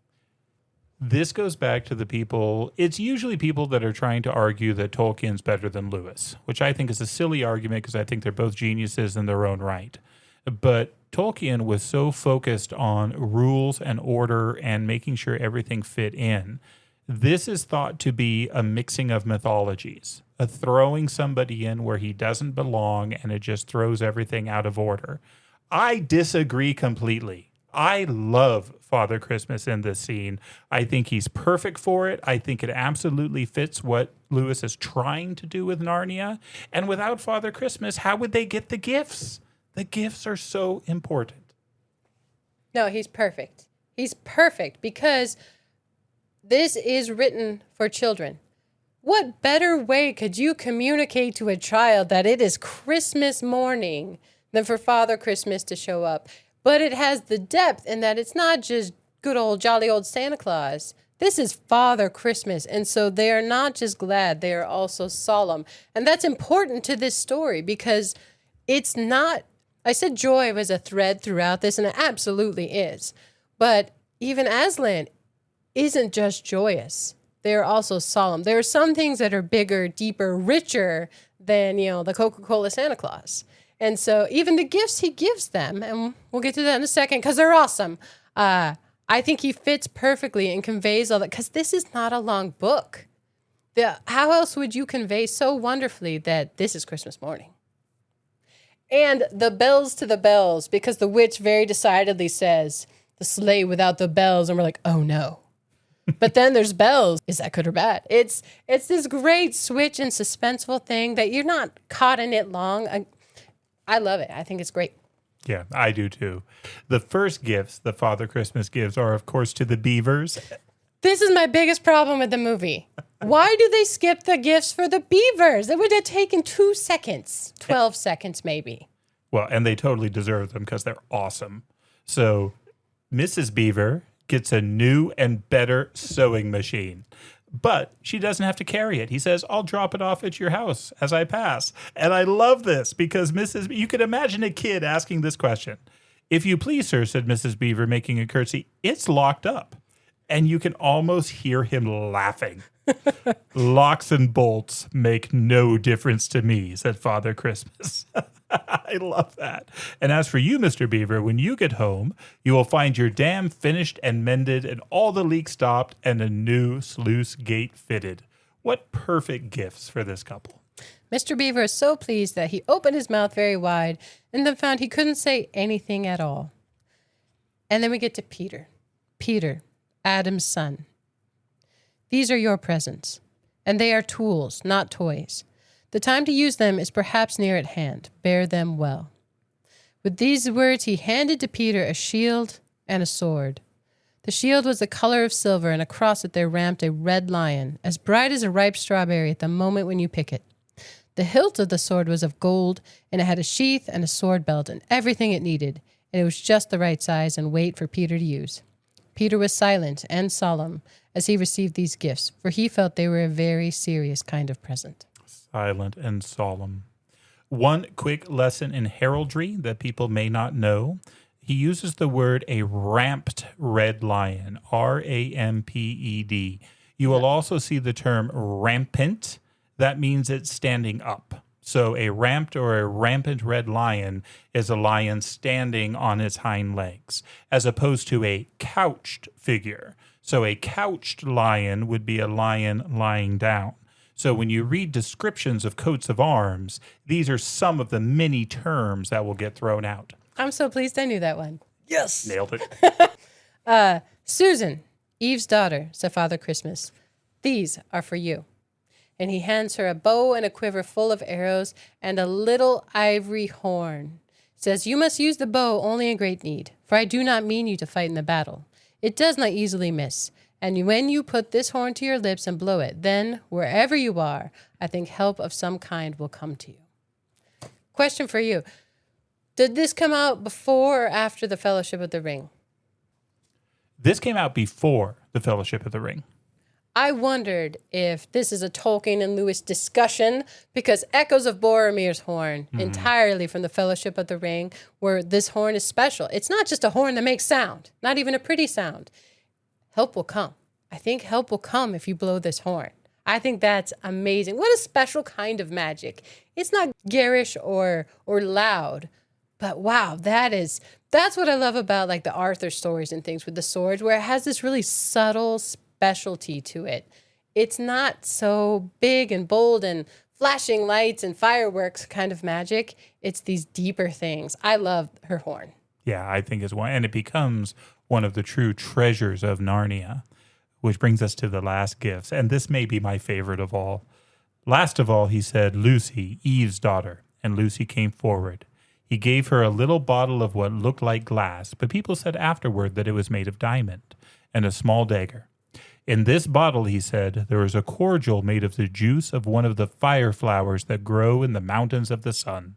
If you or any of your friends is hurt, a few drops of this will restore them, and the dagger is to defend yourself at great need, for you also are not to be in the battle. All right. The fire flowers that grow in the mountains of the sun. I love everything about that visualization. The idea that there are mountains, that there are flowers that grow there, and that someone harvested them.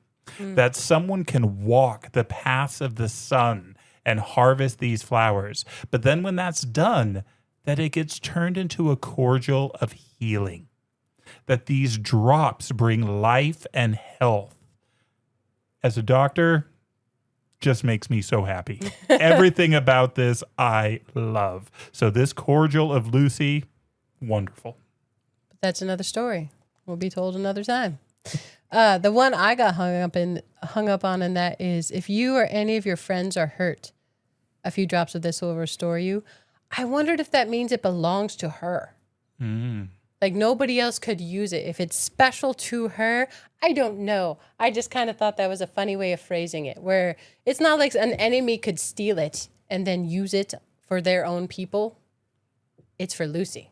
I've never thought about it in that way before. I'm going to think about that more because that's a cool idea. I just like it. I don't know. There's no right or wrong, but that's the line that stuck out at me on this one. But those are their gifts. Tools, not toys, because there is battle coming.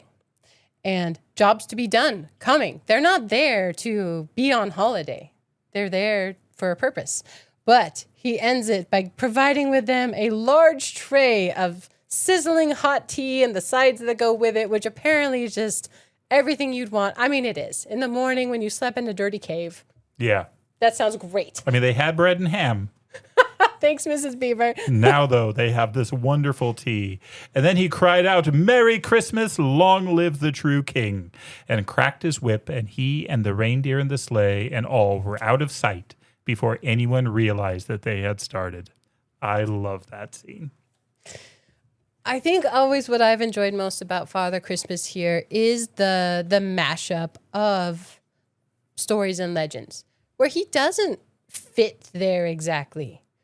Him showing up is the first massive nod to the witch's weakening of power, the ebbing of winter, where it's been frozen and joyless for so long. And here Father Christmas shows up with joy and this steaming tray of tea. I mean, it's all the comforts of a holiday at this time when they're so scared and so frightened. And it looks bleak to these kids. They don't know Aslan. The beavers seem encouraged, but their brother's missing and taken by the White Witch.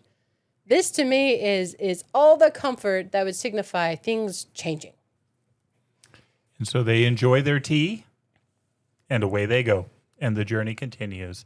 And then the bounce happens again, where we leave the children and the beavers, and we go back to Edmund, who is not having nearly as good a time as the others are. I've always thought, I mean, Edmund is tragic in a lot of ways, and it's really a big point of this story. But he didn't get presents. No. These tools, I mean, I wonder what Edmund would have gotten. I think that would be a fun, essay writing assignment. Oh, so cool. If you have ideas, let us know. That'd be great. Oh my gosh, that'd be so. If Edmund had been on board, or even next Christmas, let's go with next Christmas, what would he get from Father Christmas? Not just Santa Claus, from Father Christmas. It has more of that solemnity to it. Mm-hmm. And it's so much more British. True. So Edmund, meanwhile, had been having a most disappointing time. They're on this sled, but spring is starting to take hold very, very quickly. So at first he's covered in snow and he's wet with the muck, but then it gets warm. But you'd think that'd be a good change, but then the sled won't go. So he has to get off and walk. This thing goes from bad to worse. And this whole time, He's just feeling sorry for himself. He has yet to come to the realization that he's messed up. Until... Yeah, on this journey where everything is thawing, where the queen's power is obviously waning, they come across a group of animals. And again, Wind in the Willows. This is this group of animals that are enjoying themselves and having a wonderful time because Father Christmas has brought them gifts too and has brought them this feast. And the witch, the dwarf, and Edmund interrupt them as the fox has raised a glass to give a toast. And this is such a sad scene because the animals are so nervous, deservedly so, and the queen turns them all to stone. All to stone. And it is so sad because Edmund tries to speak up for them. And she slaps him on the face. Let that teach you to ask favor for spies and traitors. And then I think there is a really, really important line here where it says, for the first time, Edmund felt sorry for somebody that wasn't himself. And so we start to see some growth in Edmund, who has not displayed much up to this point, but it's taken a lot of pain. And again, these poor animals are turned to stone. As they're traveling, they hear more and more just rushing water, melting, things coming back to life. But at some point, the dwarf said, "It's no good, Your Majesty. We can't sledge in this thaw. Then we must walk." Edmund is bound by the hands. He's followed by the dwarf with a whip and the queen behind him, who's in a hurry because she had a deadline herself to catch the humans before they reach Aslan. She knows where they're going, but now they're going much, much slower. And as things start to bloom and the bees start to buzz and the birds sing, eventually the dwarf points out the obvious. "This is no thaw," said the dwarf, suddenly stopping. "This is spring. What are we to do? Your winter has been destroyed, I tell you. This is Aslan's doing." And of course, the witch responds in character. "If either of you mentions that name again," said the witch, "he shall instantly be killed." The other kids and the beavers are enjoying the change in the weather. It says they realize that the queen can't catch up to them if they're both walking.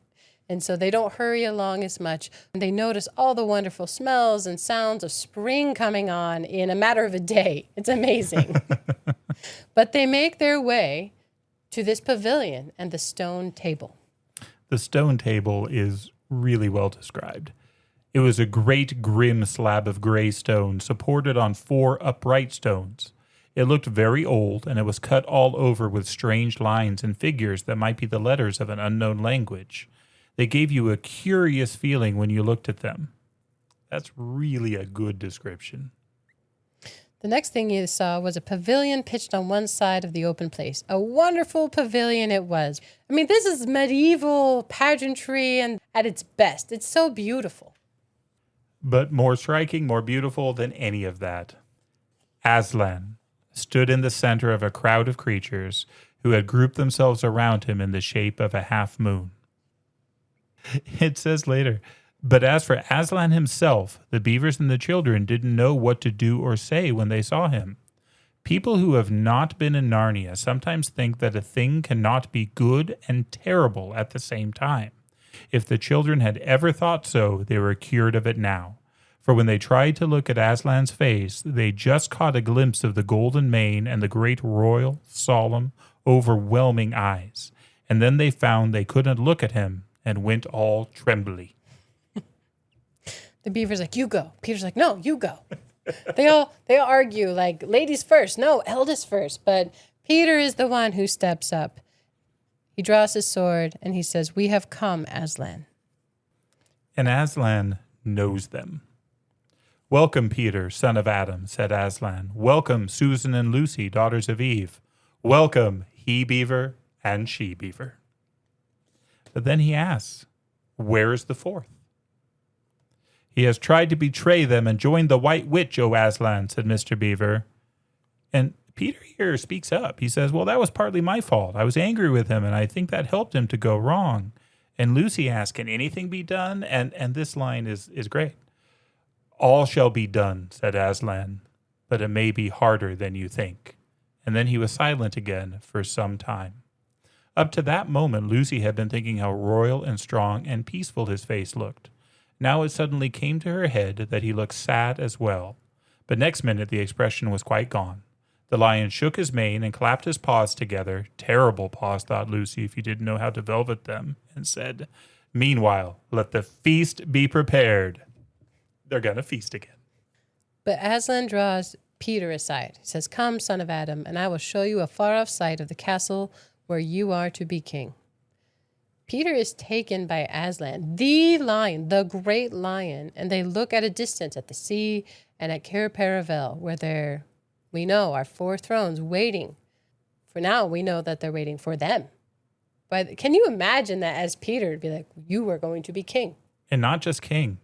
That, O man, said Aslan, is Cair Paravel of the 4 thrones, in one of which you must sit as king. I show it to you because you are the firstborn, and you will be high king over all the rest. So they're all going to be kings and queens, but Peter is to be the high king. Yeah, that's a weight. But then there's a sound, and it takes him a moment to realize what it is. It's actually Aslan that says, "That is your sister's horn." And again, Peter takes a second, doesn't understand, but that means Susan. Susan was given that horn. Help needs to go. Help has to come. And Aslan says, "Back, everyone," because there's all these people's about. "Back, let the prince win his spurs." And says Peter did understand that, and sets off running as hard as he could towards the pavilion. And there he sees a dreadful sight. Maugrim, or Fenris, depending when this was published, Chief of police, is there, and Susan is hanging from a tree, and it is about to be all over for her. And this description of Peter going into battle for the first time, I really admire it. Peter did not feel very brave. Indeed, he felt he was going to be sick, but that made no difference for what he had to do. I think that is such a key phrase for courage in the moment. I mean, usually when somebody is being brave, they don't feel brave. They don't feel courageous. It's the job to do. It's what you have to do at that moment. And Peter steps up and attacks this wolf. It says if the wolf hadn't been so angry, it would have just gone for his throat and it would have been over. But the wolf had to howl. It was so angry it had to howl, which gave Peter time to drive the sword into the wolf's chest.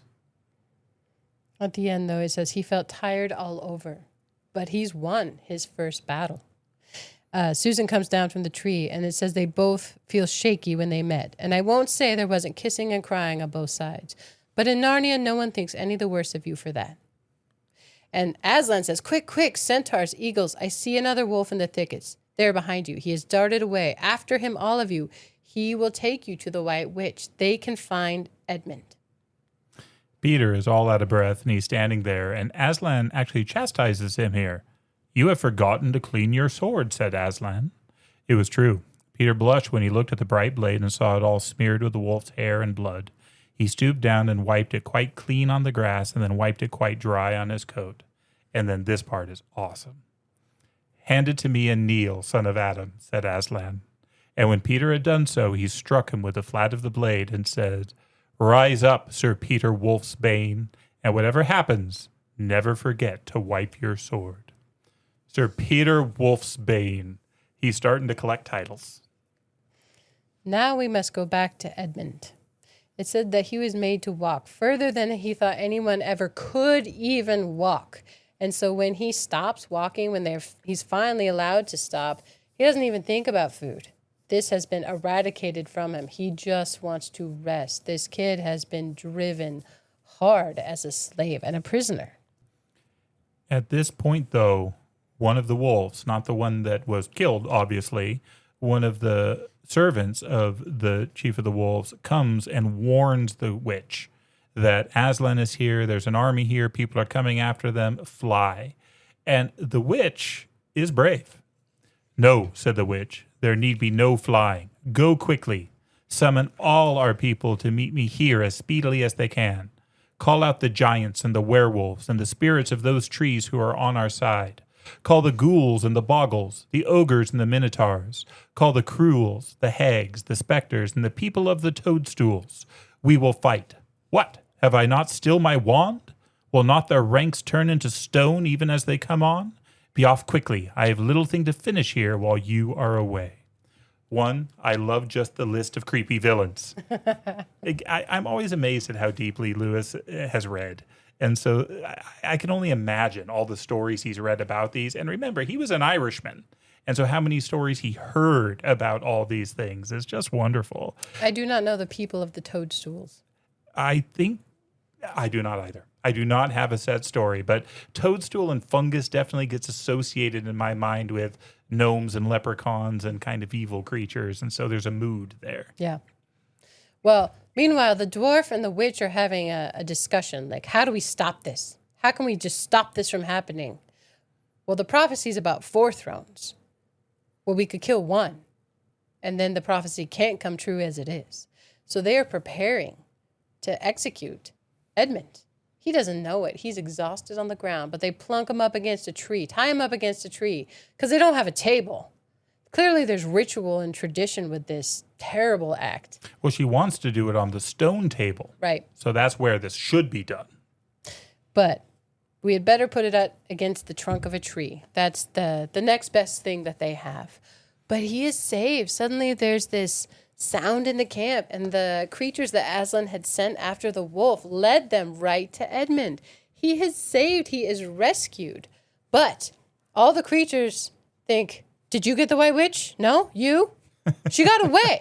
Nobody captured the White Witch. Nobody saw her go, but they don't know where she is. They do see this stump. Nope, just a stump. She used her magic. Edmund is saved and taken back to Aslan, but the witch and the dwarf who were there were protected by magic. Edmund is brought back, and it says that he's taken away and spends time with Aslan alone. And afterwards, Aslan brings Edmund to his siblings. Here is your brother, he said, and there is no need to talk to him about what is past. That's a very generous act. It says it's awkward because nobody can come up with really the right words to do. He does apologize. He does say, I'm sorry. But it says, before they had time to feel really awkward, a leopard approaches Aslan and says, Sire, there is a messenger from the enemy who craves audience. The queen wants to speak directly to Aslan, an in-person meeting. This is the dwarf. He's come with a white flag, and he says, the Queen of Narnia and Empress of the Lone Islands desires a safe conduct to come and speak with you, said the dwarf, on a matter which is as much to your advantage as to hers. And I love that the animals can't keep quiet. Queen of Narnia indeed, said Mr. Beaver, of all the cheek. With this line from Aslan, Peace, Beaver, said Aslan, all names will soon be restored to their proper owners. In the meantime, we will not dispute about noises. It's just noise. Don't worry. Tell your mistress, son of earth, that I grant her safe conduct on condition that she leaves her wand behind her at that great oak. They assume she'll cheat, but she doesn't. She leaves her wand and she approaches Aslan. And this is quite the encounter. You have a traitor there, Aslan, said the witch. Of course, everyone present knew that she meant Edmund, but Edmund had got past thinking about himself after all he'd been through and after the talk he'd had that morning. He just went on looking at Aslan. It didn't seem to matter what the witch said. Well, said Aslan, his offense was not against you. And then this next passage is wonderful. And I have to say, there's a difference here between the new movie. So in the movie, the witch talks about the deep magic, and I believe Aslan, voiced by Liam Neeson, who is awesome, says something to the effect of, don't quote the deep magic to me, witch, I was there when it was written, which is a very bold and strong and cool line and delivered brilliantly. But that's not the Aslan of this story. The Aslan of this story says, in response to, have you forgotten the deep magic? Asked the witch. Let us say, I have forgotten it, answered Aslan gravely. Tell us of this deep magic. That's a very different approach. But the witch, this really kind of sets her off. Tell you, said the witch, her voice growing suddenly shriller. Tell you what is written on the very table of stone which stands beside us. Tell you what is written in letters deep as a spear is long on the firestones on the secret hill. Tell you what is engraved on the scepter of the emperor beyond the sea? You at least know the magic which the emperor put into Narnia at the very beginning. You know that every traitor belongs to me as my lawful prey, and that for every treachery I have a right to a kill. And so that human creature is mine. His life is forfeit to me. His blood is my property.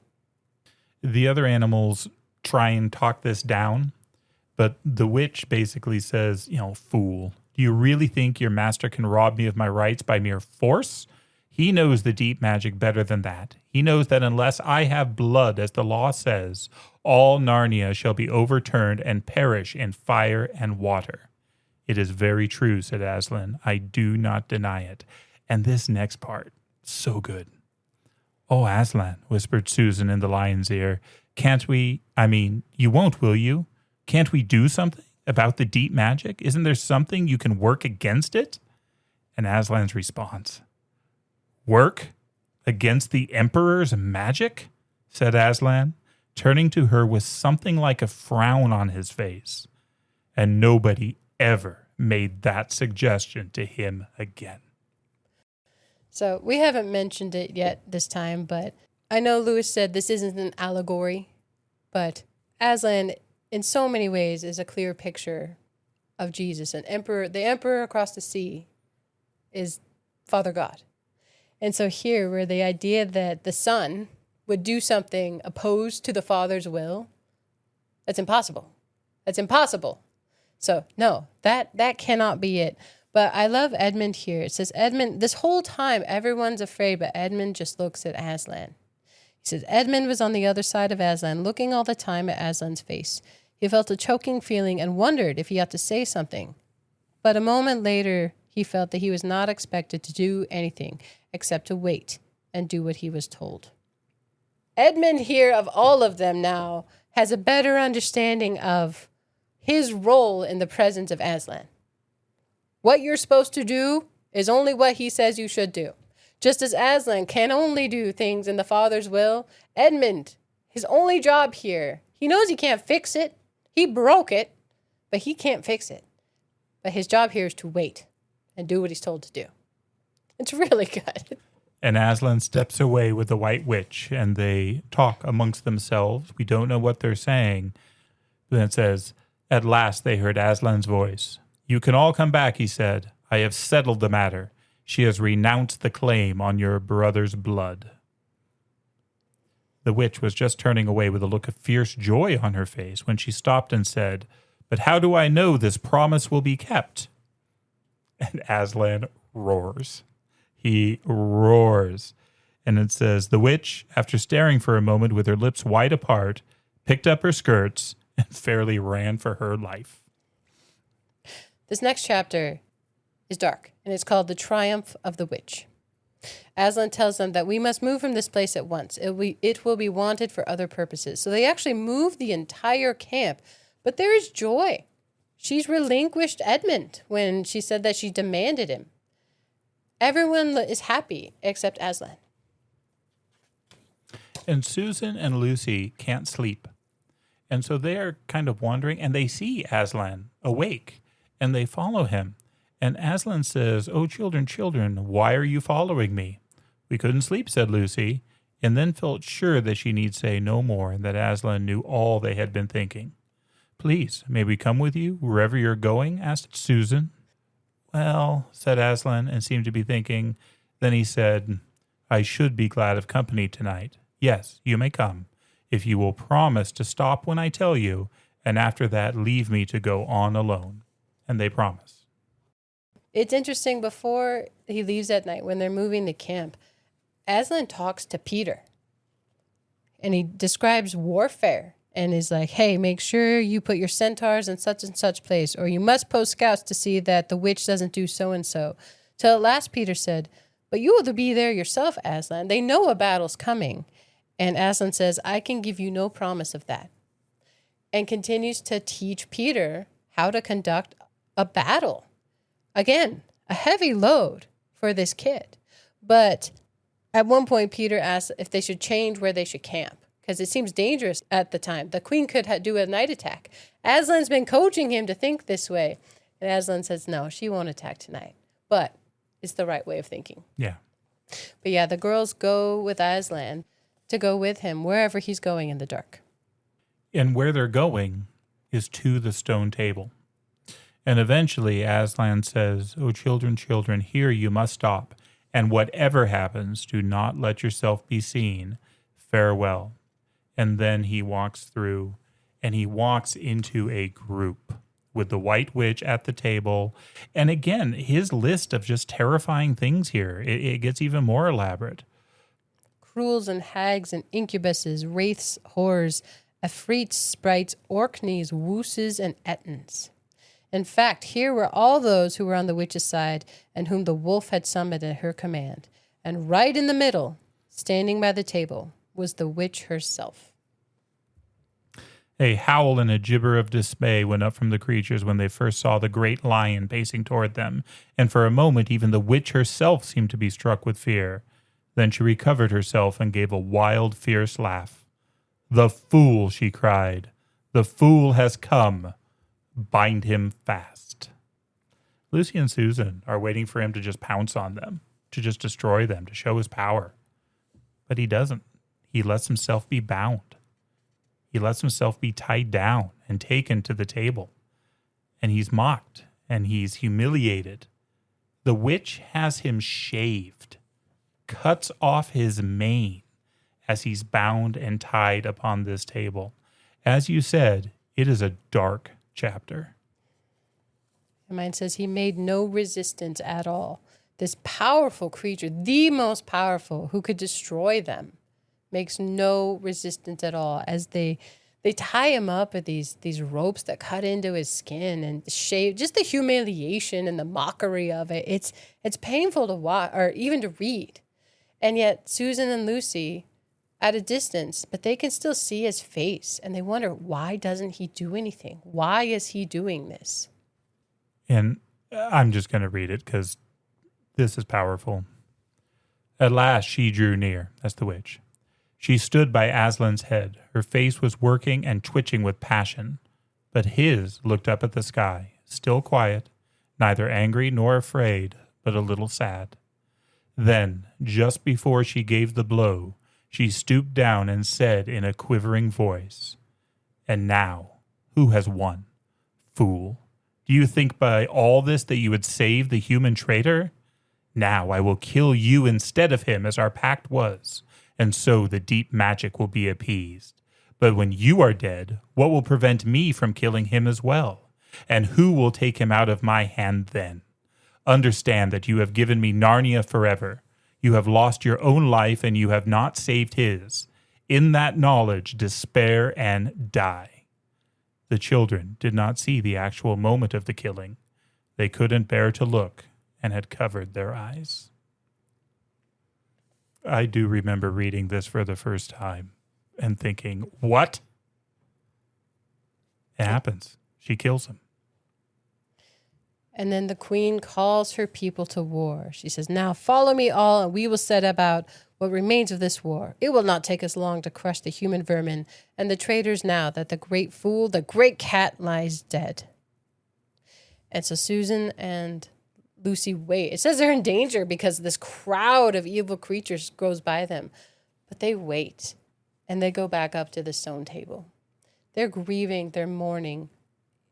What a horrible thing for them to have watched. But I love that they stayed. He even told them on his way there, on his walk there, that he was sad and lonely. And he lets them hold his mane, which is just a beautiful moment.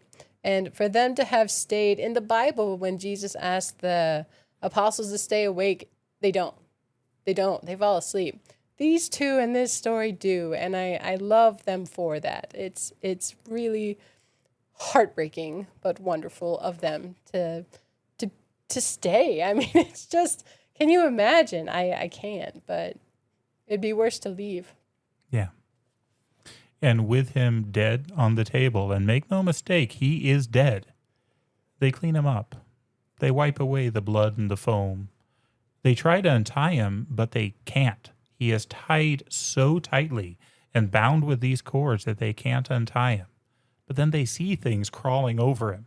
And at first Susan is disgusted, but Lucy always sees first. She says, "Oh, wait, They're little mice. And the mice are chewing through the ropes that have bound Aslan. And I love that. I think that's just so great. It says, and at last, one by one, the ropes were all gnawed through. It was quite definitely early morning now, not late night. And they get so cold that they walk around. And they walk just to ease their legs, to ease their hearts. And it says that they stood for a moment looking out towards the sea in Cair Paravel, that place of prophecy and hope that they had before Aslan had died. The red turned to gold along the line where the sea and the sky met, and very slowly up came the edge of the sun. I don't know if I can read it. At that moment, they heard from behind them a loud noise, a great cracking, deafening noise, as if a giant had broken a giant's plate. And they're terrified. I feel afraid to turn around. Something awful is happening. They're doing something even worse to him, thinks Lucy. And they turn around. It says the rising of the sun had made everything look so different. All the colors and shadows were changed, that for a moment they didn't see the important thing. Then they did. The stone table was broken into 2 pieces by a great crack that ran down it from end to end.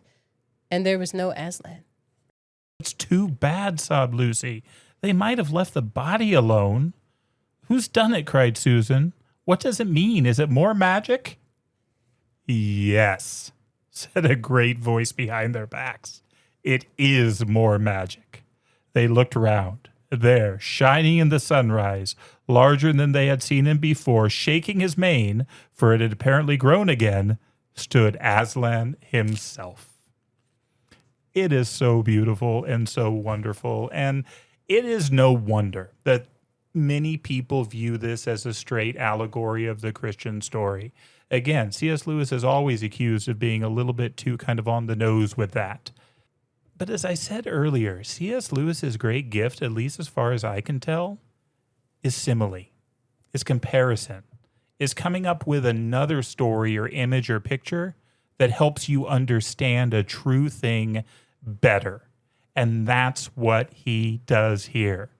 His term for all of this is an imaginative supposal, where he says, what if there was another world where animals could talk? And what if there was some sort of fall in that world? How would God fix it? And his answer is, well, he would incarnate, kind of like he did with us, where he became a man, but he would have to incarnate as an animal. And again, he describes this alternate fall, redemption, salvation picture. Do not try and get theology out of this. This does not match up with the death of Christ, but it echoes it. It parallels it. It rhymes with it. And so we can acknowledge, recognize, and understand deeper the truth of the real world, the primary world, by this beautiful picture and story within the secondary world. And as we mentioned several times, this book is for children. That is a hard, heavy chapter for anyone, let alone children. And yet, it's conveying Christian ideas, Christian hope, the hope of the resurrection in a way that you feel. You feel it as these 2 girls watch this horrible action of this great lion who is noble and joyful and solemn. It gets you, even as a child. I know, I read it. It totally does, and it still does today. But that you can feel then the hope and joy of him, of his resurrection, with the dawning of the sun. I mean, in this, it's the Father is the Emperor of the East, and it's the dawning of the sun, that moment when the table cracks and he is brought back. And Susan asks, what does it all mean? It means, said Aslan, that though the witch knew the deep magic, there is a magic deeper still which she did not know. Her knowledge goes back only to the dawn of time. But if she could have looked a little further back into the stillness and the darkness before time dawned, she would have read there a different incantation. She would have known that when a willing victim who had committed no treachery was killed in a traitor's stead, the table would crack and death itself would start working backward. How great is that? She only knew back to the dawn of time. I mean, how much would so many of us seeking after wisdom, well, if we could go back to the beginning, we would know it all. No, if you went back to the dawn of time, you still wouldn't know it all, because there's always a deeper magic held only by God. And I love the way that is depicted here. I like the biblical words, because even the queen, the witch, uses it. She's talking about Edmund. No one will pluck him from my hand after this, because Aslan will be dead. That's from the Bible. But then no one will pluck believers from his hand. And here the idea that he was there before the beginning. The word was there over the waters before the beginning, before the creation. And it's just tucked in here in such a beautiful way. The other thing I noticed on this reading is how often these kids interrupt. It's always "and now." So Edmund, a few times, like Lucy will say "and now," and he'll interrupt. The witch says "and now," and Edmund interrupts. Here, Lucy interrupts Aslan because he says death itself would start working backwards. And now? And Lucy says, "Oh, yes, now? Oh, children, I feel my strength coming back to me. Oh, children, catch me if you can." They have this epic romp in the sunshine of morning when he is resurrected to them. It's the best ever. It is just pure joy and so good. This Easter season at our church at the Good Friday service, there was a song that got sung that was actually a singing of a poem by John Donne, that "Tomorrow is my dancing day." I don't know if you've ever read it, but that song, that poem read the day before Resurrection Sunday, that the resurrection becomes the dancing day of the Lord. And the parallels here just jumped out at me, because this romp, this dance with the girls is just full of joy, but full of joy and power. I love the line here. Whether it was more like playing with a thunderstorm or playing with a kitten, Lucy could never make up her mind. "And now," said Aslan presently, "to business. I feel I am going to roar. You had better put your fingers in your ears." And then, I'll read it. That ride was perhaps the most wonderful thing that happened to them in Narnia. The ride is he has the girls go on his back, and he journeys to the house of the White Witch with them. And leaps over the wall. I remember that very specifically. He doesn't break down a door. He doesn't knock. He doesn't go in any way predictable. He is able to leap over the battlements into her house. Nothing will keep him out. So earlier you had said you were surprised I had passed over the courtyard. This is where the courtyard comes to life. And this is where we see in living color that variety you described so well earlier. And the description here, like all the descriptions, is wonderful. It says, "I expect you've seen someone put a lighted match to a bit of newspaper which is propped up in a grate against an unlit fire. And for a second, nothing seems to have happened. And then you notice a tiny streak of flame creeping along the edge of the newspaper. It was like that now. Aslan breathes on the statues, and they come to life as if by fire. It is beautiful. And then Aslan, as they come to life, sends them out to find the other statues so that everyone can be found. And before long, every statue in the witch's home is alive and snuffling and laughing and talking and playing and just around Aslan, including some very interesting ones. The lion is hilarious. The lion is hilarious. Us lions. Us lions. He's so excited to be included. But I think Tumnus, of course. They find Mr. Tumnus and he comes back, which makes Lucy so happy. But I think the giant is my favorite. Giant Rumblebuffin. It's a great giant name. He's one of the good giants. It says if he wasn't good, she wouldn't have turned him to stone. That's right. She would have used him.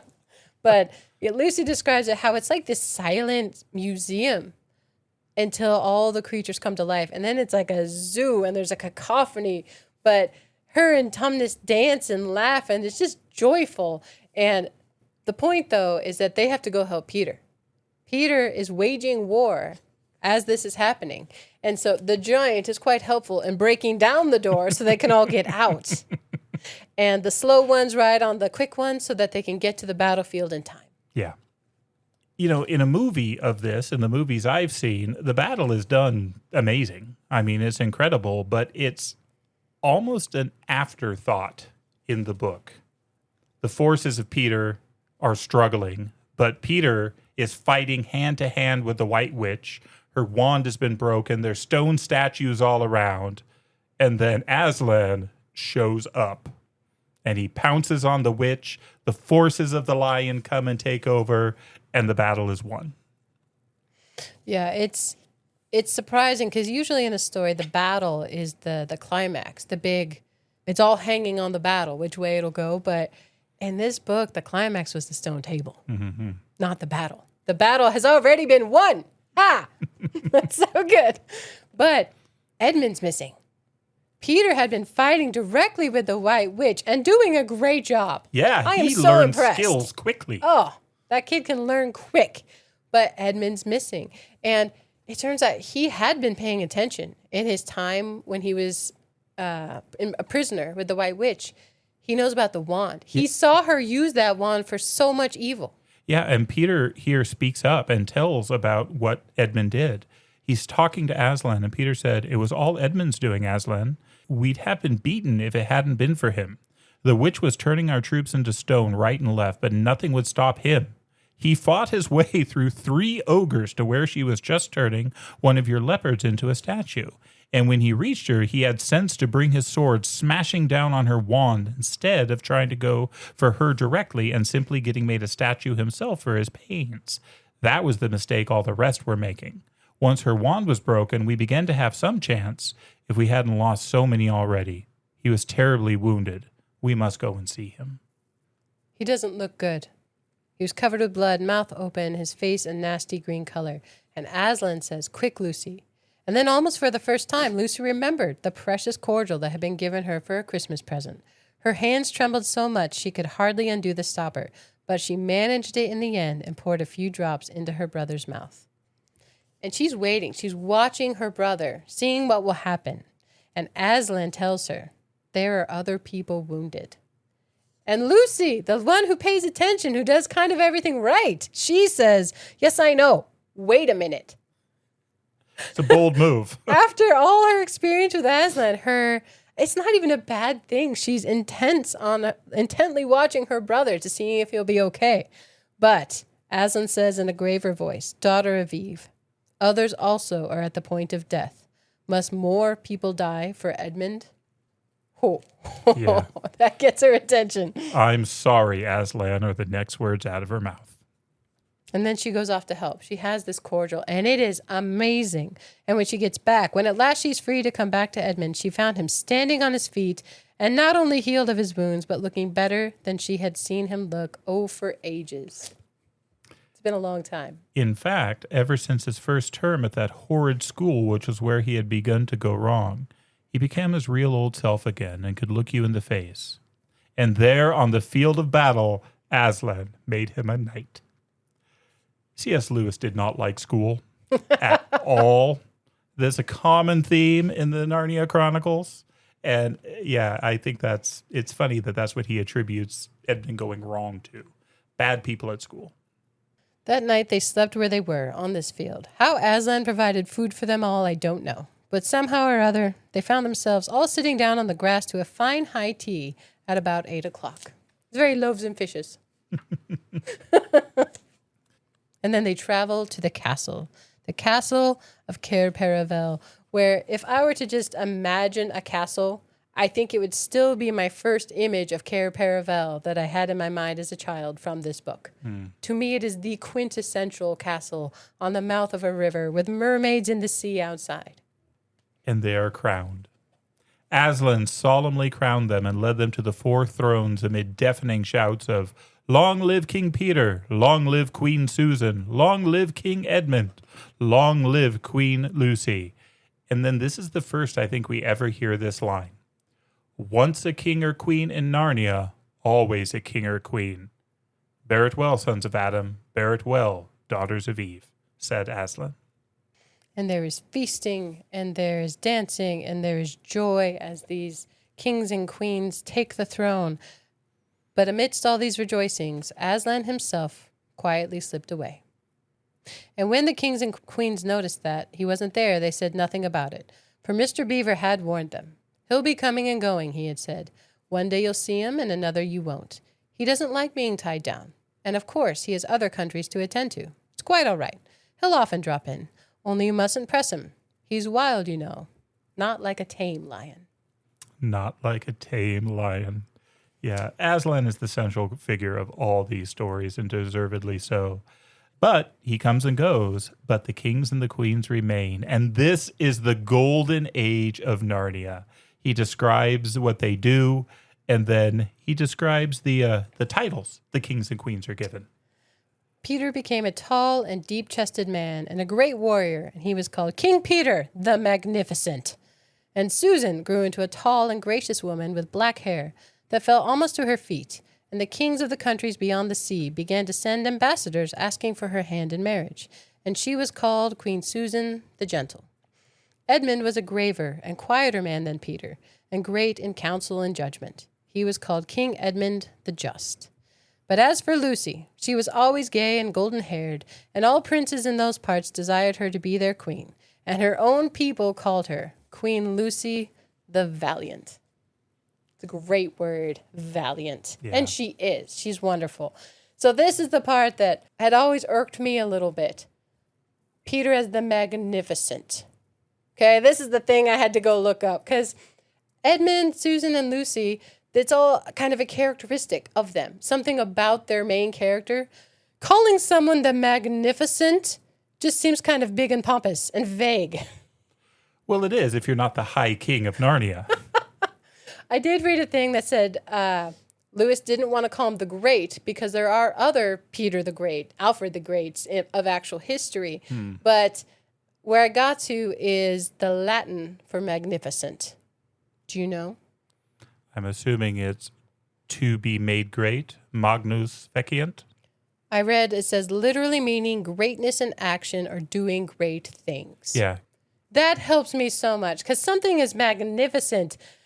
It's more decorative than functional. I think it's an older definition, an older way of looking at the word, which makes total sense for a Lewis thing. So this greatness in action, it means Peter's a king, the high king, but he does good things with it. He does great things with it. And that helped me very much. I also like that they earn these names because in the movie, they're just announced by Aslan. No, they earn them. Their people call them that. Those are earned names. And Aslan had said that names would be restored. The proper names would be restored. And here they have their name. And those titles, those descriptors are earned. Very good. I think that's great. Well, the golden age ages on. They become men and women, as we just described. And they love a good adventure. And so down the years, they hear that the white stag had once more appeared in these parts. The white stag who would give you wishes if you caught him. And so they go on a hunt for the white stag. Lewis brought in the questing beast. Makes me so happy, infinitely happy. This is a stock character in the medieval world, and they're going to hunt after the white stag. Well, you got to talk about the questing beast then. Like, what is a questing beast? It is, well, it's exactly that. It's a target of a quest. It is some sort of beast. And there's lots of different descriptions depending on the story. Sometimes it's a white animal of some kind. We see that in the Mabinogion, where they hunt after the white hind. Sometimes it's more of a fantastic animal, almost like an Old Testament angel from Ezekiel. Sometimes it's a dragon. I mean, there's all these different things, but it's always a particular animal that a knight or a king is in quest of, often with an oath.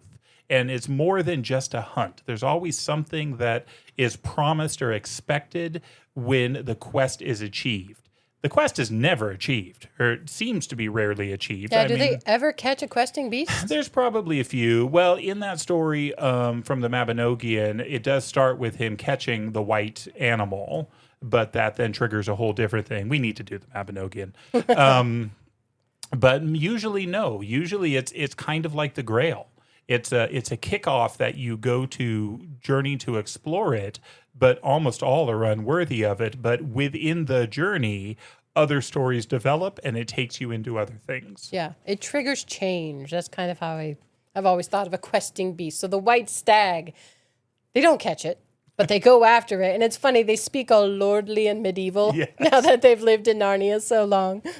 Which I still love it, but as a kid made me so happy. I've always had a type, right? Anything vaguely medieval, yes. Here Susan's like, I think we should go back. She says it in much fancier words. Wherefore by my counsel we shall lightly return to our horses and follow this white stag no further. And King Peter says, Madam, therein I pray thee to have me excused. For never, since we four were kings and queens in Narnia, have we set our hands to any high matter, as battles, quests, feats of arms, acts of justice, and the like, and then given over, but always what we have taken in hand, the same we have achieved. That's a lot of words to say. He thinks they should go after the white stag. Edmund agrees with many words. Lucy agrees with many words. And Susan agrees to go along with them. But as you said, they don't catch it. They lose track of it. And then Queen Susan said, Fair friends, here is a great marvel, for I seem to see a tree of iron. Madam, said King Edmund, if you look well upon it, you shall see it as a pillar of iron with a lantern set on the top thereof. They find the lamppost. And I think it's Lucy, where she remembers it like she's seen it before, as if it were in a dream or in the dream of a dream. And they all have this feeling about it. And as they continue forward, it says more and more memories come to mind.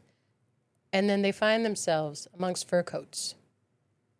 And they tumble out of the wardrobe, and they're back in the professor's home, and they're children again. They have not aged at all. I love this book. I love it so much.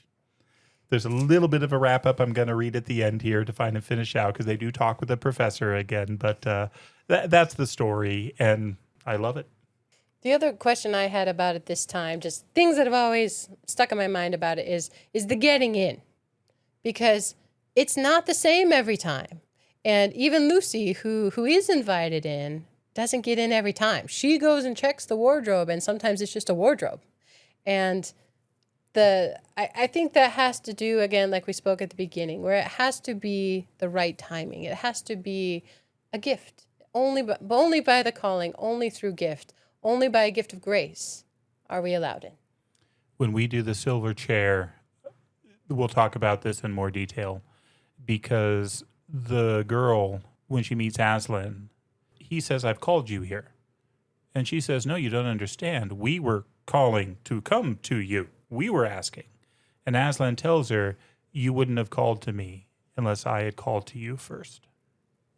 So that topic definitely will come up again. Well, I think we should end this with the end of the story.